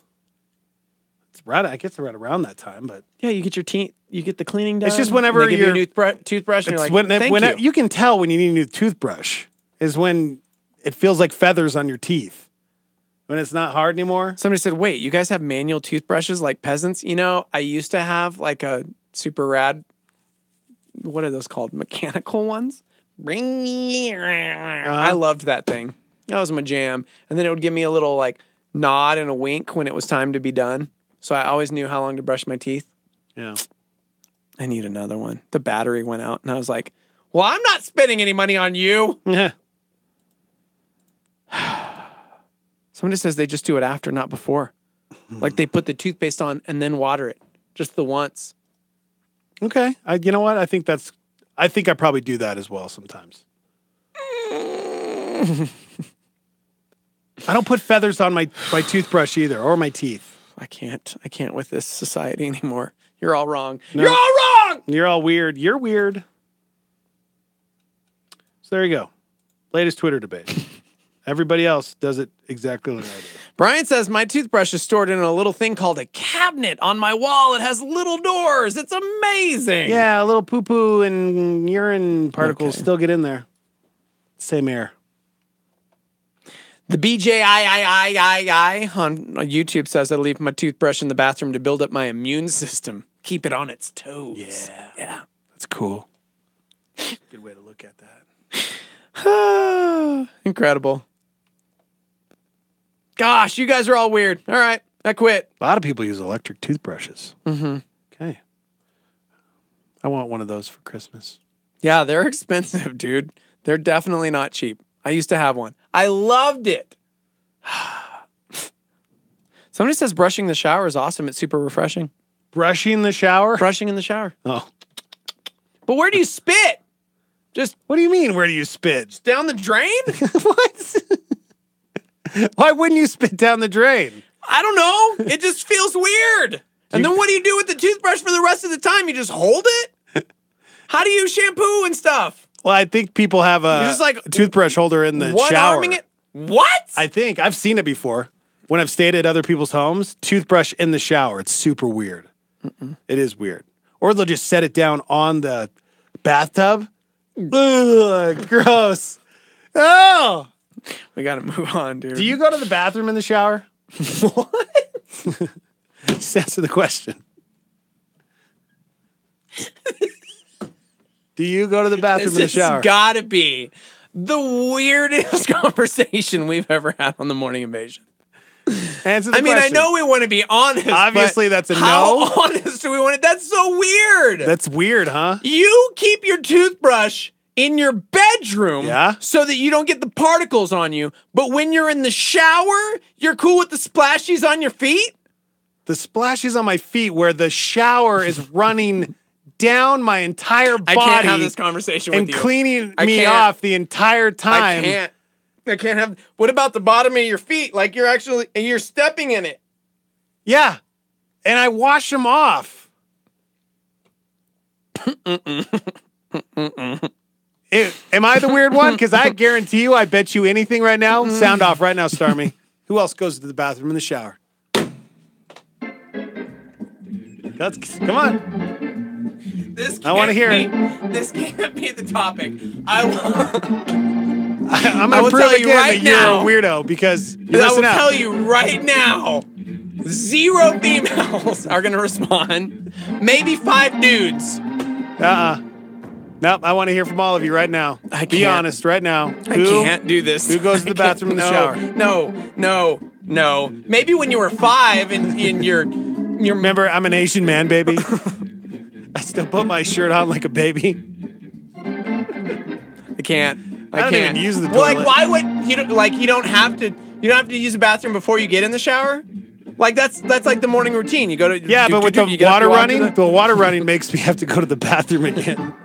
You are a toddler. The whole waterfall thing. Team Dex. There we go. Yep. Team Dex. Yep. So far, people chiming in. They definitely go number 1 in the shower. No! Yep. You can't. I don't know. I don't understand why that's gosh, weird. I'm wrong. The ladies are chiming in and everyone's Team Dex on everything today. Thank you. I can't. I think most people would never admit it. I don't know why it's weird.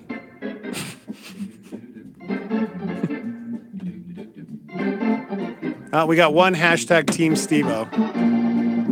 Yeah, of course number 1 is acceptable. Really? You really think? Unreal. Somebody chimed in and says they do, but their wife gets so mad. Yeah. Yep. I can't even, there's so many, I can't even read them. The live line is blowing up too fast. 505-585-5483. Yep. Everybody does, except for you and maybe 2 other Starmy members. Apparently that's why you've never had athlete's foot. Thank you. Apparently it clears it right up. Actually, kind of like I have had like Stingray or whatever those. Okay, I can't. We've gotten some weird. People are being way too honest on a Monday. Okay, way too honest on a Monday. Saves time. Ladies chime in. Saving time in the shower. Yep. See, sometimes you just gotta go. When you gotta go, you gotta go. Same pipes. Somebody said peeing in the shower is like picking your nose. Everyone does it, but no one wants to admit it. No. Plenty of people are admitting it right now. Do you blow your nose in the shower? I mean, if I had to, I guess, yeah. I always do it. You blow your nose? Yep. I mean, I guess I can. Got to clear out those passageways, man. Somebody said, quote, "Who goes to the bathroom in the shower?" End quote. Well, it was nice listening to you guys. It'll be much different at first, but I'm sure Buck and Tam will make good replacements. It's not true, guys. Why would I get fired? He's the one that brings up these weird conversations. No, they're real conversations. I guess we are, yeah. And you know what? I relate so well to the Starmy. I'm basically... Here's why you're a toddler. No, here's why you're a toddler. I'm the Starmy. I have a 3-year-old who's not potty trained yet, so I'll stick them on the toilet before I put him in the bathtub. And every time, he doesn't pee. And then the second I stick him in the bathtub, he stands up and pees into the tub, and it grosses me out every time. Yeah. Well. You're very grossed. You're very gross? Yes. I'm gross. Then you're calling the Starmy gross. So next time you want to call me anything, you remember you're calling the Starmy that. Because I am the Starmy. Thank you. Tim says this has been the highlight of his morning. Dude, I'm so sorry your Monday is this tragically bad. Who needs a toilet when you got a shower? And I'm only talking number 1s, guys. Okay? Never number 2s. Never number 2s. I can't anymore. Kimbro, no, that's bad, Kimbro. People are being too honest. You can't do that. Number twos are a no-no.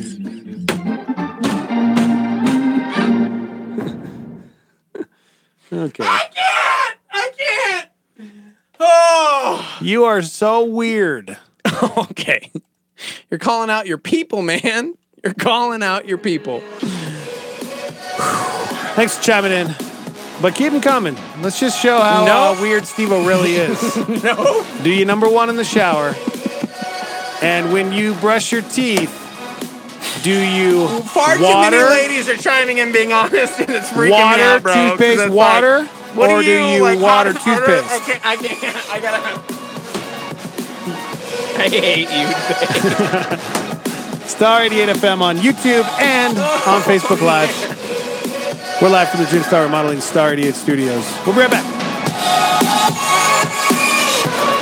Star 88 thanks Jake Canales at Doorway Home Loans for becoming a power partner. Jake Canales at Doorway Home Loans provides VA, FHA, USDA, and conventional home loans for purchase and refinance mortgages. Jake Canales, Doorway Home Loans, 505-261-5138. Doorway.com/Jake-Canales. Jake Can. Philippians 4:13. NMLS number 310617. Doorway Home Loans, a DBA of International City Mortgage Incorporated. NMLS number 222730. Get ready for an unforgettable experience. Compassion International presents The Road Show, featuring For King and Country,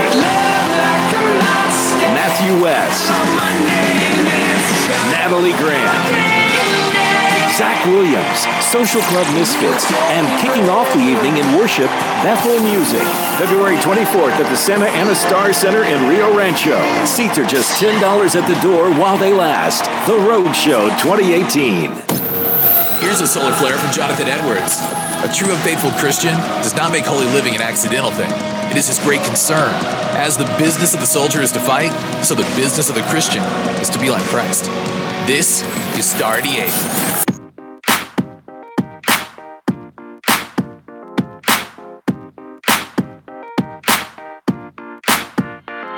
You're the cure to the pain.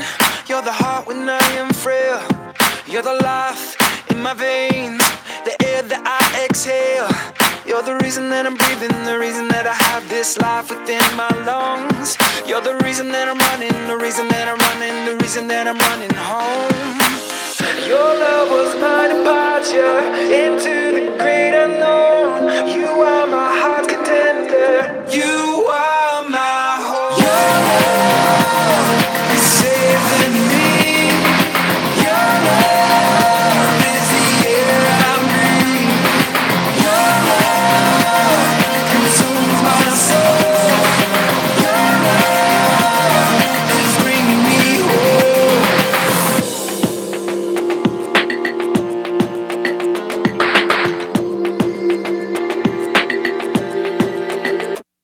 You're the train on the track. You're the parachute when I fall. You're the wind at my back when I soar like a cannonball.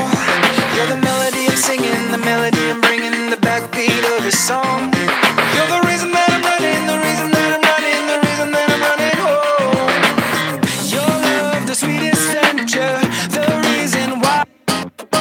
Your heart is my surrender. You make me whole. Your love is saving me. Your love is the air I breathe. Your love consumes my soul. Your love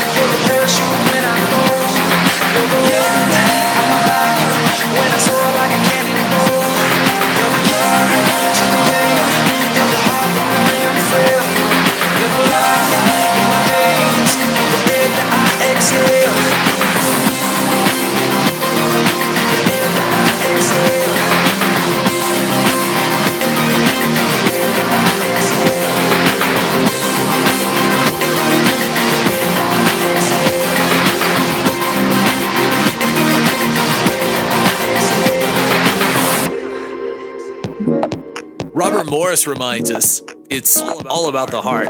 Why did God create giving? You ever thought about that? Because God did. It's all through God's word. So why did God invent or create giving?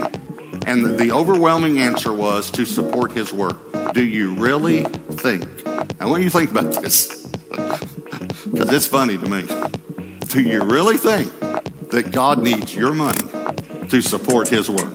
I mean, is the light bill in heaven too big for God? They running out of gold for the streets? I mean, cattle on 1,000 hill, he's running out of cow. I mean, you know what? God needs you. No, listen, God did not create giving for his sake. He created giving for your sake. Robert Morris in a Star 88 PowerPoint. What's going on in the news today? Some agreement between President Trump and the top Democrat on the House Intelligence Committee. In a tweet, the president said, quote, finally, little Adam Schiff, the leaking monster of no control, is now blaming the Obama administration for Russian meddling in the 2016 election. He is finally right about something. In southern Mexico, a military helicopter carrying officials assessing the damage from the Friday earthquake has crashed. A sold-out crowd at NASCAR's Daytona 500. John Kelly announcing new security clearance processes at the White House. Lawyers for a New Hampshire woman are up against the state lottery. They want to keep the winner of a mega Powerball jackpot private. The Swiss are outlawing live lobster boils. The crash of an Iranian passenger plane. Pope Francis is reactivating a commission that investigates sex abuse by priests. John Henry Kruger winning the 1,000-meter short track speed skating event silver. A Russian athlete has tested positive for a banned substance. A poison gas attack in Syria carried out by Turkey. Oh, hi. Good morning, everyone. Welcome to the program. Morning Invasion. Don't mind Heidi. She's leaving. Brought to you by Preston Hart. Screen printing, live printing, graphic design, PrestonHart.com. Thanks for joining us. Thank you for joining in on the little debate that we were having about I don't want to. Toothpaste and going to the bathroom in the shower. Just quality top shelf morning show here, guys. We only talk about the deepest issues. We're a top shelf morning show. Nothing but the best. Good quality.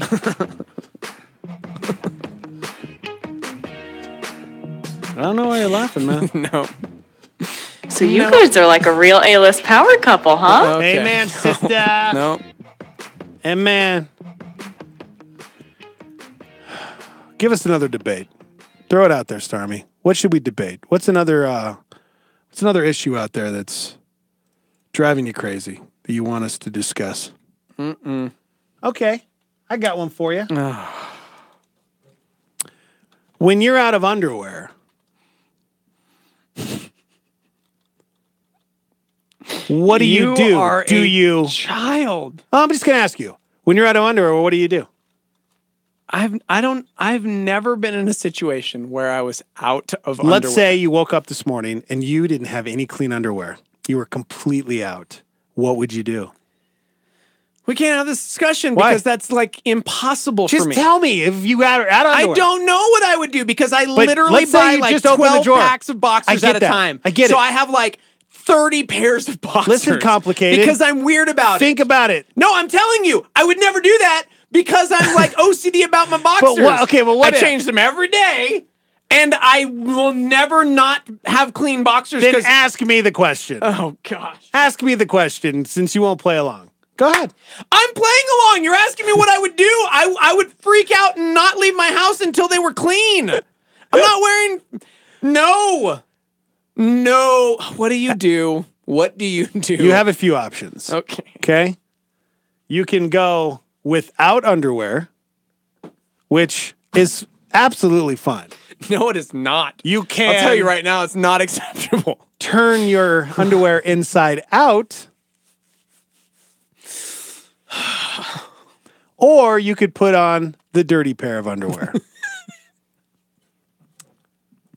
What do you do, Starmy? Are you like Steve-O that freaks out and wouldn't leave the house? Your laundry. You do your laundry in a timely fashion. What if I need to get to work? Okay. I'll take this to to an area where I could relate. If I somehow run out of pants, okay, I'll wear the same pants. In fact, I'll wear the same pants for days. But pants and underwear are kind of different. They are kind of different. You should never not have clean undies, bruh. Same with socks. I care just as I have like 30 pairs of socks in my drawer too. I have 4. And do you put them together? Like, do you fold them all together? Yeah. Like, I can't just throw socks in a sock drawer. I freak out. You got to match them up as a pair, and then you put them in there. You have 4 pair of socks? Yeah. I'm buying you a 12-pack of socks. No, I'm today. good, man. No, you're not good. Yeah, I'm good. That's disgusting. It's not gross. You do laundry every 3 days? Every week. You wear socks more than one day? Yeah. God. I do. Oh, but you'll never get athlete's foot because you pee on your feet! Exactly right. Gosh! I can't. This is like the conversation you have while dating, not when you're already married, okay? Because it's too late. I can't leave this relationship, but you're doing some weird stuff, homie, and I don't know how to reconcile my love for you with the fact that I'm so grossed out right now. Everybody's pretty much saying commando. You just don't wear. I can't. And that's I can't how I roll. express it because it's being inappropriate. How you can't do that. Why is that bad? Why is that bad? Why is it bad? I don't want to talk about it. You're so weird, man. Why am I weird? Because I don't like my nethers being like gross. Like, why? Because your jeans are pressed up there? I don't get it. Okay. I don't know. I'm trying to understand. Make me understand. I'm out. Call me when you get a different discussion. How do you handle this situation? No. How do you handle it? Do you turn them inside out? Do you go commando? You or can flip them around. Do you just wear them dirty again? And what's the longest you'll wear them if they're dirty? 3 days? 4 days? What's the longest? You're busy with life. You just don't have time to do laundry. What are they saying, Steve-O? Devi says Team Steve-O on this one. Dexter says never commando in jeans. No bueno. Agreed. Yes. I can't believe. I can't. No. Mark says 4 days. I ain't no heathen. Yep. How do you think they did it back in the olden days, man? Emma says you can wear pants twice before you wash them. I've worn the same jeans for like a week straight. Oh, no, there was a scientific study that scientists said you can wear the same pair of jeans for like 3 or 4 weeks without even having to I'll wash rock them. jeans a week Yeah, straight. I will too. On the flip side, so I've got like 40 pair of boxers and like 30 pair of socks. I have like 4 pair of jeans. That's it. And there's 2 that are like, these 2, they're the same fit. This is my favorite pair of jeans, collectively, you 2. So I'll wear you guys for like 2 weeks. Yep, I'm with you. Pants, yes. With Patrice. Underwear, no! Never put on dirty underwear. So you have to sometimes go commando. No. That's the rule. If they're dirty, you just don't put them on. Develop better laundry habits. Sometimes, though, you just go, oh, man, I'm out of underwear? Darn it. Jay Marie says, my grandkids drive me crazy with socks and underwear, and I know they have enough. I hate buying socks and underwear. That's like the one thing I want as a gift is socks and underwear. You heard him, guys. If you want to do something nice for him. Yeah. Give me socks and underwear. I hate spending my own money on stuff like that. No, I know. Ugh. Although for Christmas, I got a giant pack of socks. Same thing. Mom, if you're listening, Happy. can you buy me some from Costco? Thank you. I cannot believe this is is it because it's President's Day? This is how we're honoring our founding fathers? Yeah, man. With these kind of conversations. They deal with the same issues we deal with. Okay. No, they didn't. They most definitely had to change their undies every day because, like, Spanish flu. Spanish flu? Yeah, the Spanish flu, man, it'll get you. And, like, death and disease. And so... Okay. I have the same kind of socks. I have, like, 30 pair of one singular kind of sock. that I get every time. And they're just boop, boop, boop, boop, boop, boop, boop. And if I don't have them, freaking out. It's weird that you wear black socks. I only wear black socks. It's weird. Why? Eh, They're like black sporty socks, though. it's kind of geeky. How is that geeky? Look. Yeah, they're black. And they're like, but they're just little like, Do you have a hole at the bottom? No. Oh. That's the brand. Oh. Hanes Extreme. Is that really what it says? I don't wear boxers. X-Temp. My bad. Kim, I don't wear boxers. I get holes in my boxers. Well, I'm going to stop you right there. They all come with 3. Well, some 4. Mine get holes for some weird reason. Yeah. All right, anything else before we move on? We got stuff to give away. Yeah, we could totally move on. We got stuff to give away. We got tickets to see this roadshow tour featuring For King and Country. Yeah. Matthew West, Natalie Grant, Bethel Music, Zach Williams, Social Club, Misfits. It's coming up this, what is it, February 24th? Yeah, Saturday.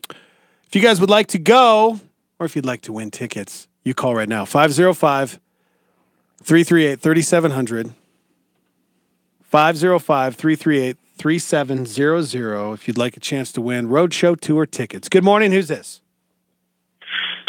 Hey, this is Joshua. Hi, Josh. Thanks for helping us change the subject. I actually just wanted to correct Steve-O on something. Oh, yes. Go ahead. The Founding Fathers didn't have underwear. Good call, sir. Yeah. What did they have? They actually had extra long shirts that they would tuck in underneath. Yeah. No! Yep. Yep. I appreciate you calling in. I learned this when I was at Mount Vernon. That's cool. George Washington's house. That's beautiful. I can't. Yeah. I can't with this. Yep.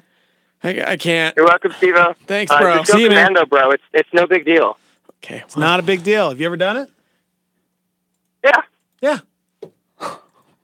You never Not done because it? I didn't have any clean underwear, but because I forgot to bring multiple underwear with me. Exactly. I don't even. I didn't even know how we got here. Thank you, Josh. Later, man. You're welcome, guys. So I didn't want to win tickets, huh? I just wanted to gross me out. Yeah, he just needed to correct you. That's cool. Good morning. Welcome to the show. Turn that radio down. Good morning. Good morning. What's your name? Yes, go ahead. I had won tickets last week. This Oh. is Carlos, and never got an email from you guys. I was wondering if Steve-O got my email address wrong. Nope, Got definitely. corrected again. Boom! Yeah, no, it's definitely. Kidding. It's definitely right. Most they haven't sent the email out, so you you can expect one. I just Yeah. Yeah. Okay, I the was person who sends the kinda email worried. I is a was like, I hope millennial. you guys didn't forget about me. Yeah. No, definitely didn't forget Well, about thank you guys. All right. Thank you very much. So 505-338-3700. this is Phone what lines open. happens when we have topics like your picks. Nobody wants tickets because they're not listening. It's not true at all. Because we got record-breaking numbers on Grosso. YouTube and Facebook right now. Grosso over here. Phone lines are wide open if you'd like to call to try to win these tickets to see For King and Country. We also got VIP tickets. You want to do those today? Yeah, we can do VIP. Let's give some away. Yeah, VIP tickets. Yeah, Here's tell what we everybody got. what's included in the VIP. Let's see. You get early access to the premium seating areas. No reserve seating. It's first come, first serve. So you'll get early entrance. So you'll get better seats. Access to a private pre-show with artist appearances. Yeah. You'll get the VIP merchandise, including a limited edition tote bag, a collectible VIP credential, and other surprises that I can't mention yet. Exclusive access to the crowd-free merchandise shopping area at the VIP merch store, which is only available during the pre-show. So you're gonna have your own like merch area, everything. We got VIP tickets. VIP for King and Country, Matthew West, Natalie Grant, Bethel Music, Zach Williams, Social Club Misfits, Santa Ana Star Center, February 24th. Call right now if you'd like to win. We have another round of Olympic snowboard trick or Marvel character. We gotta go big or go home for this since it's VIP. Welcome to the show. What's your name? Turn that radio down, please. Hey, this is Carlos again. Okay, Carlos, you're hogging our line. Hey, no, I want to get upgraded to VIP. Oh, you want to get up? upgraded? No, you already won tickets, man. Well, too bad. You can't get upgraded. But thank you so much for calling, Yeah, Carlos. thanks. Appreciate you so much. All right. Welcome to the program. What is your name? This is Martha. Martha, how are you? Doing fine. How are you, though? I am doing fine. It is really good to hear you. All right. Thank you. All right, here's how the game works. It's Olympic snowboard trick or Marvel character. I'm going to give you a name. You just have to guess whether it's a snowboard trick or a Marvel character. And you get one lifeline, okay? His name is Steve Jeter. No, he's the universe's greatest nerd. These are for VIP. You've got to, come on. What do you mean? You think I'm going to help? You think I'm going to help? I don't think you know every Marvel character out there. Oh, really, fool? I searched the depths of the underworlds. Fine, I'll be real. I'm staying away from your computer screen. All right, don't look, man. All right. So you got to get 2 right to win, and you get a lifeline you can use in the first question or the second if you make it to that round. To have a nerd on the line for 5 seconds, okay? Are you ready to play? Okie doke. All right, here we Yes, go. I am. Martha, here we go.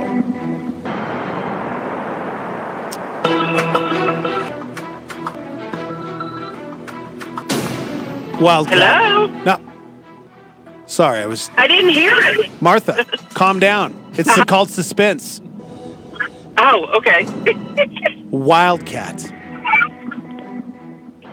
Is that a snowboard trick or a Marvel character? Oh, no.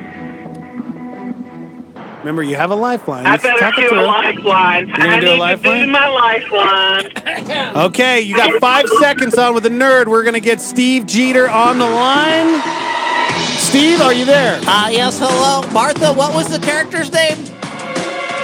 Wildcat. 3, I know in 2, DC Comics there's a 1. Wildcat, but when it comes to Marvel... Okay, that's enough. Sorry, we have to let you go, Steve. Did you get any help from the nerd? Martha? Not really. He said DC. Well... But... So I guess it's a snowboarding thing. Okay, a snowboarding trick. I'm just going to need a final answer. Final answer, snowboarding. Wildcat is a snowboard trick! Well done. I didn't have time to get into the fact that Image Comics had something called Wildcats. It was a team. Spartan was the leader. Also in DC Comics, he was a member of the Justice Society of America, but not a Marvel I'm a character. nerd. Okay, I'll stop. Cool. Yeah, Wildcat is a cartwheel-style backflip done on a jump. We're on to the second round, Martha. You've used your lifeline, so it's just me and you, girl. Okie doke. Here we go. Okay. Michael Chuck. Michael Chuck? Hey, help me with this. Did I say that right? Is it McCallchuck or Michael Chuck? What would you say? McCallchuck. McCallchuck? McCallchuck. McCallchuck. McCallchuck. Yes. Is that a snowboard trick McCallchuck. or an Marvel hero? I'm going to say a snowboard trick. McCallchuck. McCallchuck. You're going to say snowboard trick. Is that your final answer? Yes, it is. Locking it in. McCallchuck is a snowboard trick. Yeah! You see, I knew how to pronounce it because the trick's actually named after the Canadian snowboarder Mike McCallchuck. Oh, yes. Yeah, so. Good job there, Martha. You just got VIP to go see For King and Country. Oh, my niece is going to freak. Oh, that's Because I nice. was taking her. There you Oh, go. she's going to be so excited. There You're go. VIP'd. Hang on the line, all right? We're going to get your information, will. so don't go anywhere. I will. Thanks, Okay. guys. I like that, Martha. She's nice. I like Martha a lot. Very nice. Turn that radio down, please. What's your name? Will McCarsky. Will McCarsky. Welcome to the program. Okay. Why you got to do it like that? You know how the game works, right? Yes, sir. All right, Olympic snowboard trick or Marvel character. You got to get 2 right to win, and you have the nerd line. Okay. 5 seconds with the nerd. That's all you get. That's more than enough. Oh, here we go.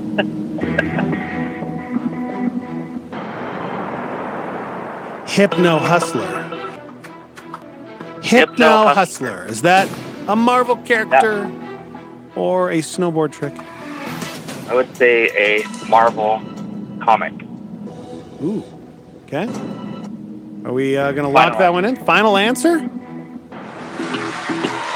Hypno Hustler is a Marvel character. Good job, man. Sweet. You still got that lifeline. I'm so glad you didn't call the nerd on that one. He probably would have gotten that one wrong. Okay.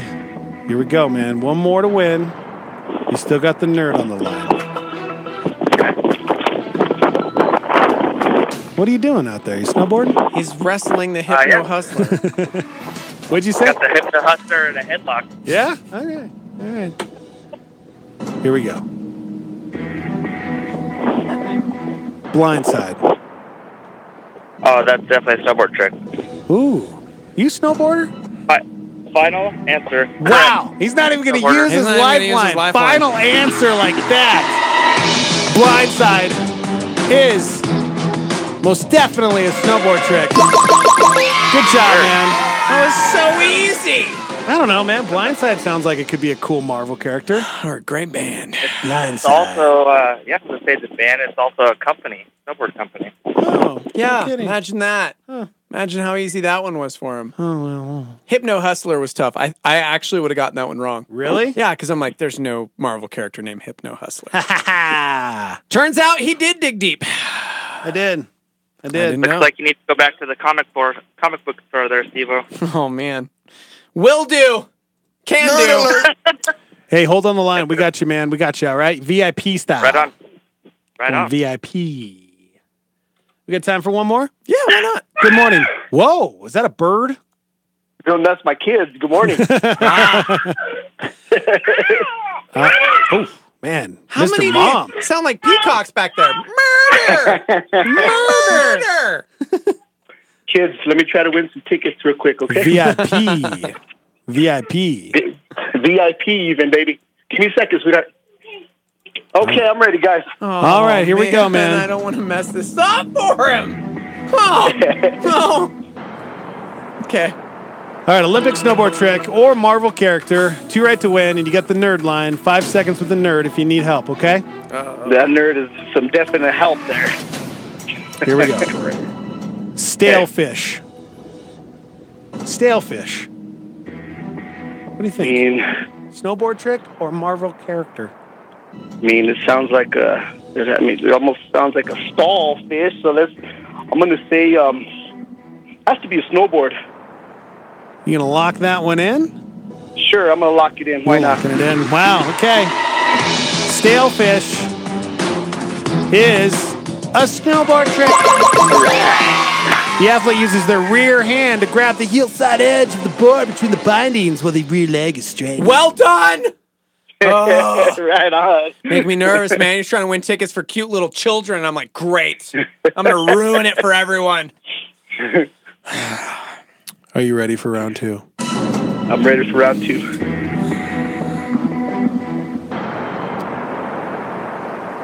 Hard boots. Hard boots. Like boot, did you say? Hard boots. Yeah, like Dora's sidekick, Boots. Hard boots. I know Dora. It's a shoe. Hard boots. Boots. Marvel Monkey. character or snowboard trick? I will ask for some help here. Oh, you're going to call the nerd? Yes, I am. All right, you got 5 seconds with the nerd. Steve Jeter, are you there? Yes, hello. What's the character's name? Hard Boots. Oh, well, I don't believe 3, that Dora 2, was purchased by Marvel, 1. but Hard Boots would never. I'm so sorry. We got to let the nerd go. It happens so fast. I mean, so quick. It's like children, trying to raise them. Yeah. Raise them well on VIP tickets. What do you think, man? I'm gonna take a shot in the dark. I'm just gonna guess here, and I'm gonna go with snowboard. Snowboard. Snowboard trick. Snowboard trick. You gonna lock it in? Sure, let's lock it in. Oh my Final gosh. answer! Oh my god! Final answer. I want you to go so bad. No! I'm so sorry you have to go to the show now because you got it right. Gosh, dude. Stop doing that to people. Oh, man. You should see my daughter just dropped right now. Yay. How many tickets did they get? Just 2? How many kids you got? I have 3 daughters. 3 daughters. Dude, we're giving you 4. We're giving you like a family 4-pack. You know what? You're getting a family 4-pack? Yeah, we're just going to give you all the tickets. Just take them all. Do you really want to take all your Just kids? take them all. Take whoever you want. Oh, man. They sound adorable, and I was going to die if you did not win that. So, I don't know. Did I win or did I lose? You won! All right. 4 tickets. I'm taking the whole family, man. Right on. That's pretty cool. That's really cool. Gosh, hang on the line, man. Thank you so much. Thank you. That's cool. You were the worst. You're the worst kind of human. We got a Stress me ton of out, these, bro. man. We got a ton of these. We got more VIP tickets to give away this week for King and Country. Going to be in town with tons of other bands. Matthew West, Natalie Grant, Bethel Music, Zach Williams, Social Club Misfits, Santa Ana Star Center, February 24th. So, more chances to win, guys. All right. That nerd, he can't help at all. You know? I think we need to get a snowboard expert on the line instead of a nerd. That's what we need. I think we're done. Yep. Monday. In the books. Happy President's Day, guys. Hey, shout out to the moron who created a death notice for Sylvester Stallone. So you might see that on the interwebs today because it's currently circulating that Sylvester Stallone passed away. It is a lie. I happen to follow old Sly Stallone on Instagram. One of my favorite people. And just reposted it saying, hey, I'm alive and well. Please disregard this death hoax. So, latest death hoax today, Sly Stallone. Most assuredly, Rocky is still alive and well. Hey, get over to Star's Facebook page or my Facebook page, and you guys can watch 50 Shades of Jeter. Okay. Tomorrow, we'll have the director of the movie on the show to talk about exactly why I look like such a creepy stalker person. Yeah, it's a creepy trailer, so. You can get the shows at YouTube. You can get it at Facebook. You can go to star88.fm. Thanks for joining us, guys. Have a great day. We'll see you tomorrow. That's all we got. There ain't no more. That's right. Time is tight. It's the end of the show. This is Groundwire with Sean Dunn. Groundwire.